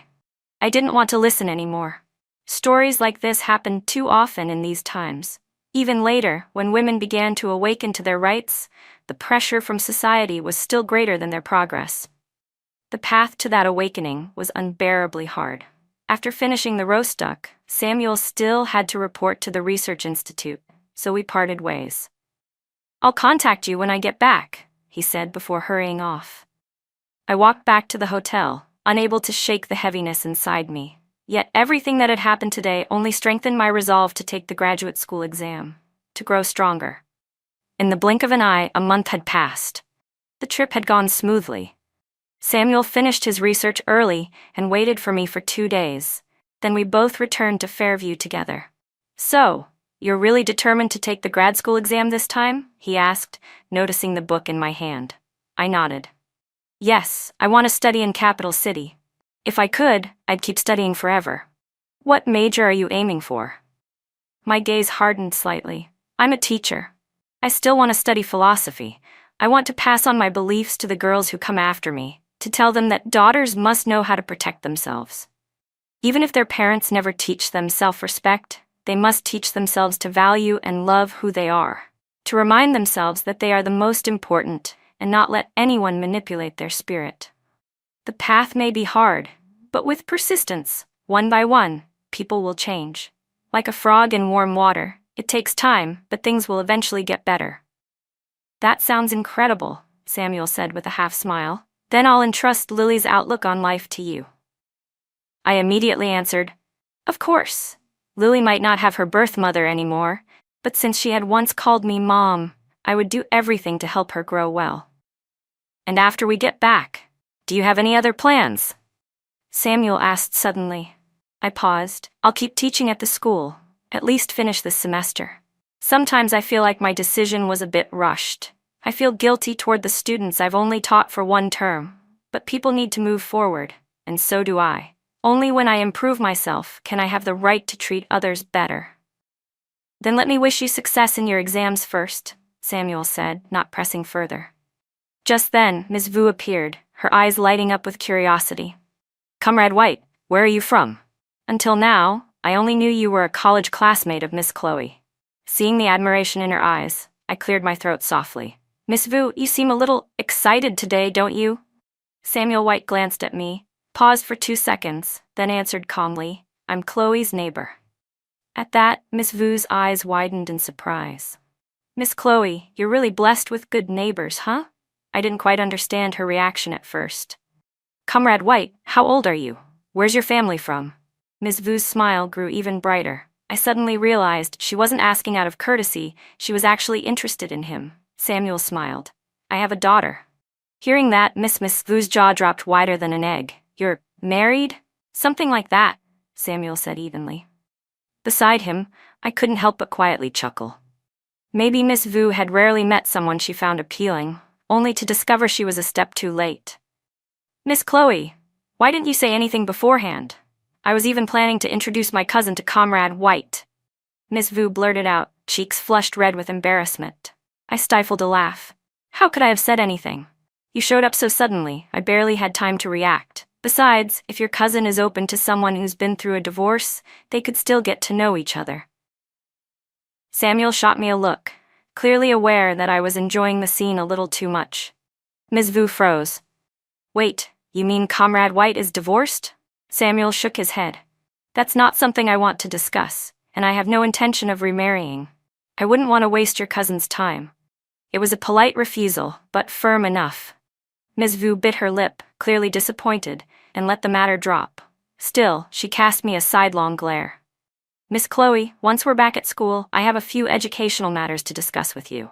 I only shrugged. I'm sleepy. I'll be turning in first. And so, with little teasing moments like these, our train ride of 7 days and 7 nights finally ended.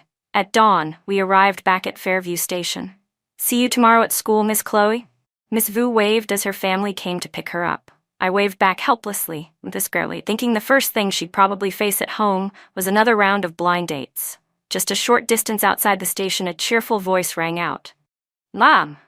I turned and saw Lily struggling in her grandparents' arms, kicking to be let down. The man walking beside me quickened his pace, his voice hoarse with emotion. Lily! I froze for a moment.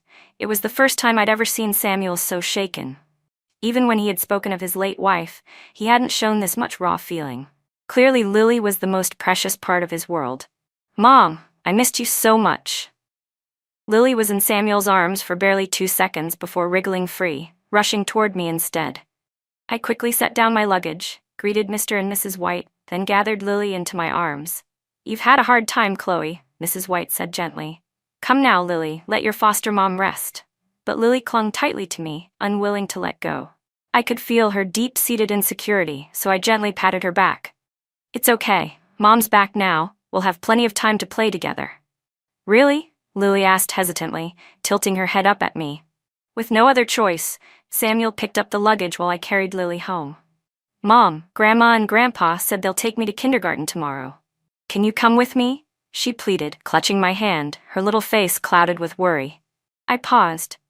Of course I can, and once you're older, you'll join my class, but I'll be very strict then, you know, I teased gently. She pouted, then broke into a giggle, her sensitivity and sweetness shining through. You've done so much already, Chloe. Come by for dinner tomorrow, Mrs. White said warmly. She knew I had just returned and didn't insist on keeping me longer.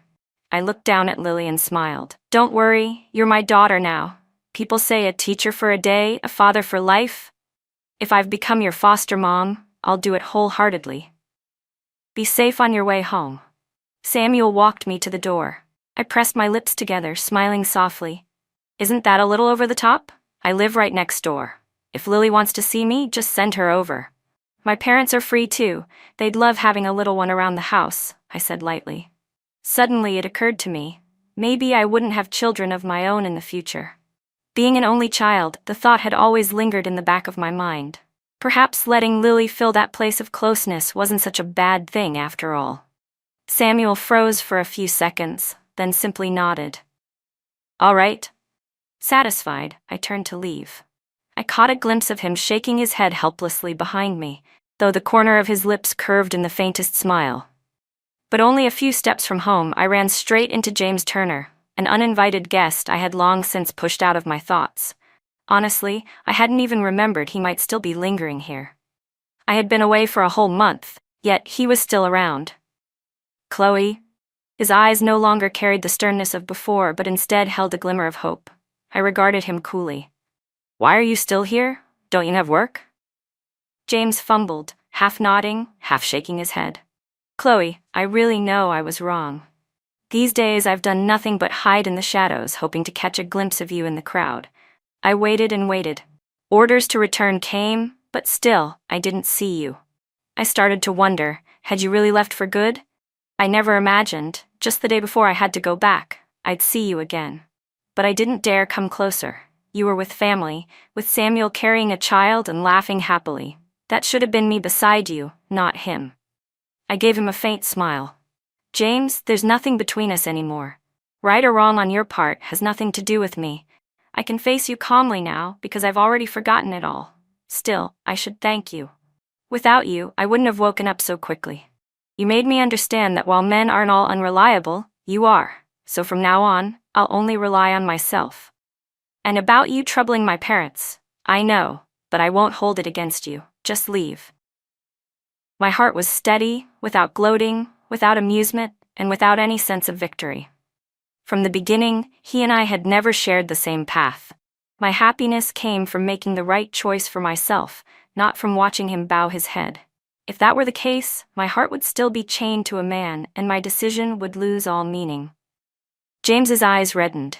He shook his head desperately. No, I haven't even apologized yet. I know Anna misunderstood you, and I only ever listened to her side. Chloe, please, give me a chance to make it right. But the more sincere he sounded, the calmer I became. I already gave you that chance. You just didn't value it. Understand this, James. No one will stand in the same place waiting for you forever. Whatever last bit of attachment I once had dissolved completely like snow melting underfoot. His knees buckled and he collapsed onto the ground, horror filling his eyes. Impossible. You loved me so much. It was just one argument. How could it come to this? He mumbled like a broken man. I only found it laughable. Because you never truly admitted your faults. A man like you is destined to live alone. With that, I turned away, leaving him behind. Chloe? His voice called after me, soft and desolate, just like that day at the train station when he had shouted endlessly but never once made me turn back. This time, James finally seemed to believe it. He had lost me for good. Who's there? My mother's voice came from inside. She hurried out to greet me. I fell into my parents' embrace. Mom, Dad, I missed you both so much. Looking at the warm, cozy home, I couldn't help but smile brightly.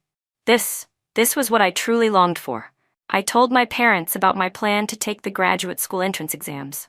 I thought they might object, but to my surprise, my father said, as parents, we'll support every good decision you make. Back then, when you wanted to marry far away, we tried to stop you. Back then, we only stopped you from marrying far away because we were afraid you'd be mistreated and we wouldn't be able to protect you in time. But whatever you want to do, whatever you like, we won't interfere. My father said firmly. My mother gave a little huff. Didn't you say you'd stay here in Fairview? I held her hand. Yes, once I finish school I'll come back to Fairview. Mom pursed her lips. That's barely acceptable then. Now come on, I'll make dinner. You haven't eaten at home for a whole month. You must miss it. She pulled Dad along toward the kitchen. I crouched down to help with the vegetables, watching the warm scene unfold. It filled me with even more gratitude. After all, something this hard-won had to be cherished all the more. The next day, just as I reached the school gate, Hannah appeared and blocked my way. This time she didn't have the arrogance she once carried, but instead looked utterly defeated. I just need a moment, Please, really, just a little, she said weakly. I was about to refuse, but curiosity got the better of me. I wanted to see what she was plotting now. So I nodded. 5 minutes. Her jaw clenched. Fine. She had always been the one giving orders, and now she had to bend. We sat in a small cafe near the school. Hannah came straight to the point. Chloe, I admit it. You've won. Now James only wants you. You must be happy, right? I pulled at the corner of my lips and stood.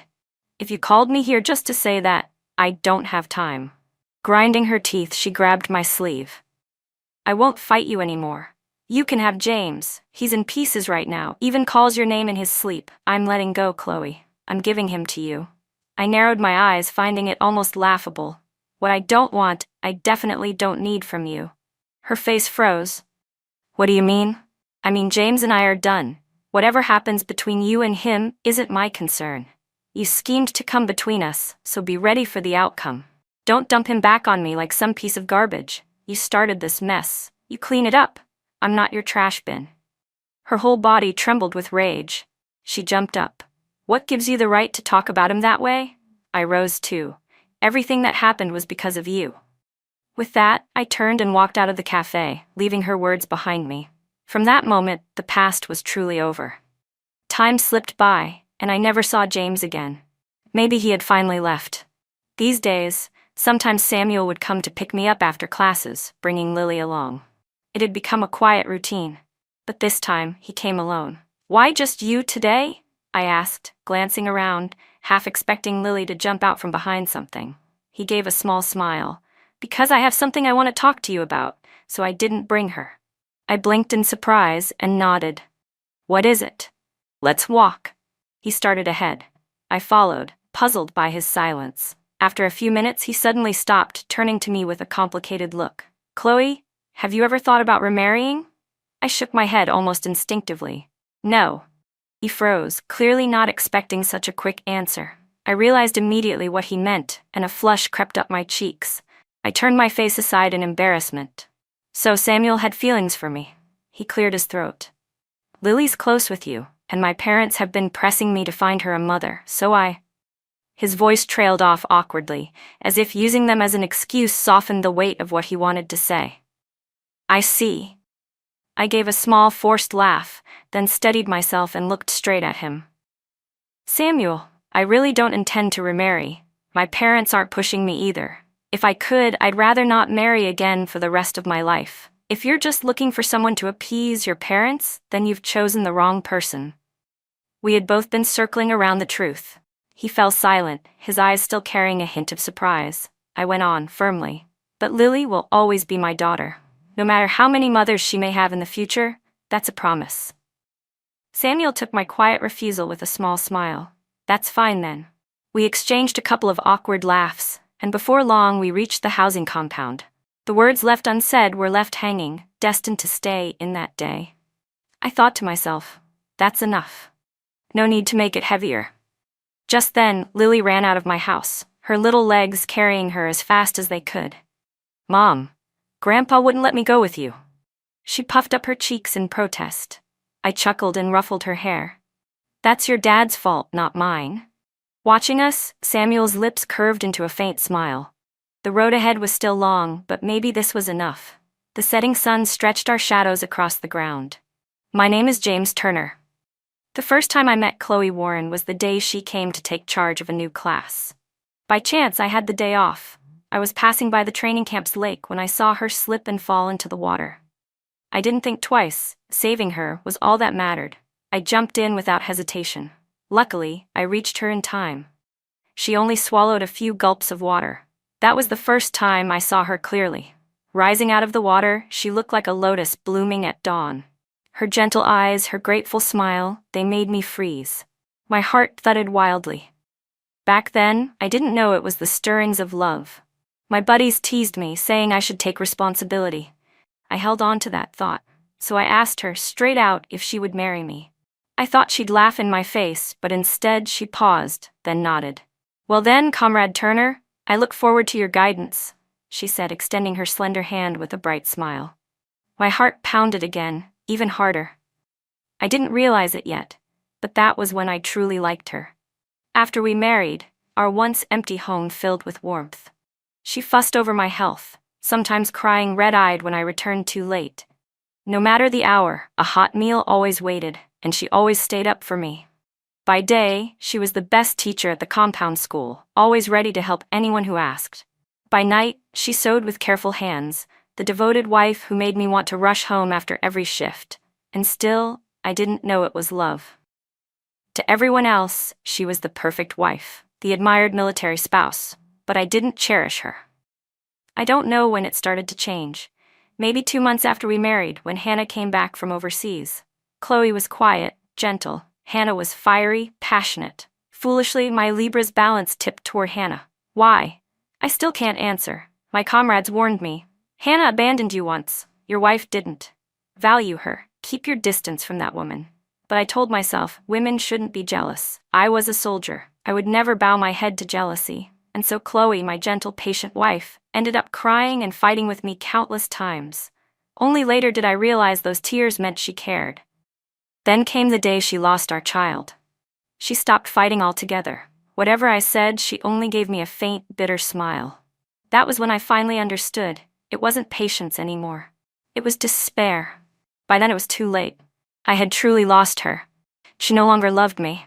If I could go back, I swore I'd never make the same mistake. And somehow, fate listened. I opened my eyes and found myself back 5 months after our wedding. This time, I avoided Hannah completely. I came home on time every day, determined to be good to Chloe. At first, her eyes flickered with surprise, then with joy. Later, our son was born. Sweet, obedient, a beautiful child. I took Chloe back to Fairview so she could stay close to her parents. Every leave, I came straight home. Eventually, I even requested a transfer to Fairview, settling there permanently. Her parents were pleased. I was truly happy. But then I'd wake in the dead of night, heart pounding, and realize it had only been a dream. I had lost Chloe forever. My name is Lily. I have a foster mother named Chloe Warren, but I only call her Mom. From the time I was little, she treated me with love. She always told me never to forget my real mother, because without her, I wouldn't exist. When I was 4 years old, Mom passed her graduate exam in North City. I was gone for 3 years, but during those 3 years, Mom never once forgot me. She sent me toys, books, and everything else a child could want. Afterward, she continued her doctorate. Because my grandparents were getting old, she decided to return. By day, she taught her students. By night, she taught me knowledge. She said, "You must learn to protect yourself. Don't trust every word people say. The world doesn't teach boys not to bully girls, but you must learn to defend yourself." When kids teased me for not having a mother, my foster mom stood up for me. I was lucky. I had 2 mothers, one who gave birth to me and one who raised me. She never avoided the subject. She always told me my birth mother was a wonderful person, someone I should remember forever. Mom was beautiful, but she never remarried. Once I asked my dad, "Is it because Mom wouldn't marry you that you never remarried?" To me, Dad was an accomplished researcher. I thought he and Mom were perfectly suited. But Dad only said, "Your foster mom is more advanced in her thinking than I'll ever be. I don't deserve her. From the moment you called her Mom, she was only your mom, nothing else." Because of her, I grew up surrounded by love. She was strict, but what she taught me most was independence. Never to repeat mistakes, always to walk my own path. To me, she was the model of a new kind of woman, strong, fearless. I was proud to call her my mother. Later, she became a university president. Her motto was, "Protect yourself from childhood, free your mind from within." I lived a happy life. Once, I dreamed of my birth mother. She said, "Seeing you live like this, I'm at peace. Please thank your foster mom for me." People often praised my father for being loyal to his late wife. But I knew he had feelings for Mom too. Still, she was someone destined for greater things, someone who never belonged to anyone. When I grew up, I understood. I had 4 grandparents, a father and a mother who raised me. I was truly blessed. If there's a next life, I still want to be her child. 55 years later, Chloe Warren was 70 and retired, but she never gave up learning. Looking back, she never again saw James Turner or Hannah Hart. One never married, the other married in haste. "Chloe, how about braised pork tonight?" came Samuel White's voice behind her. "Not too much, Lily. Mom has high blood pressure," Lily chimed in. Chloe smiled. All right, I'll listen to you.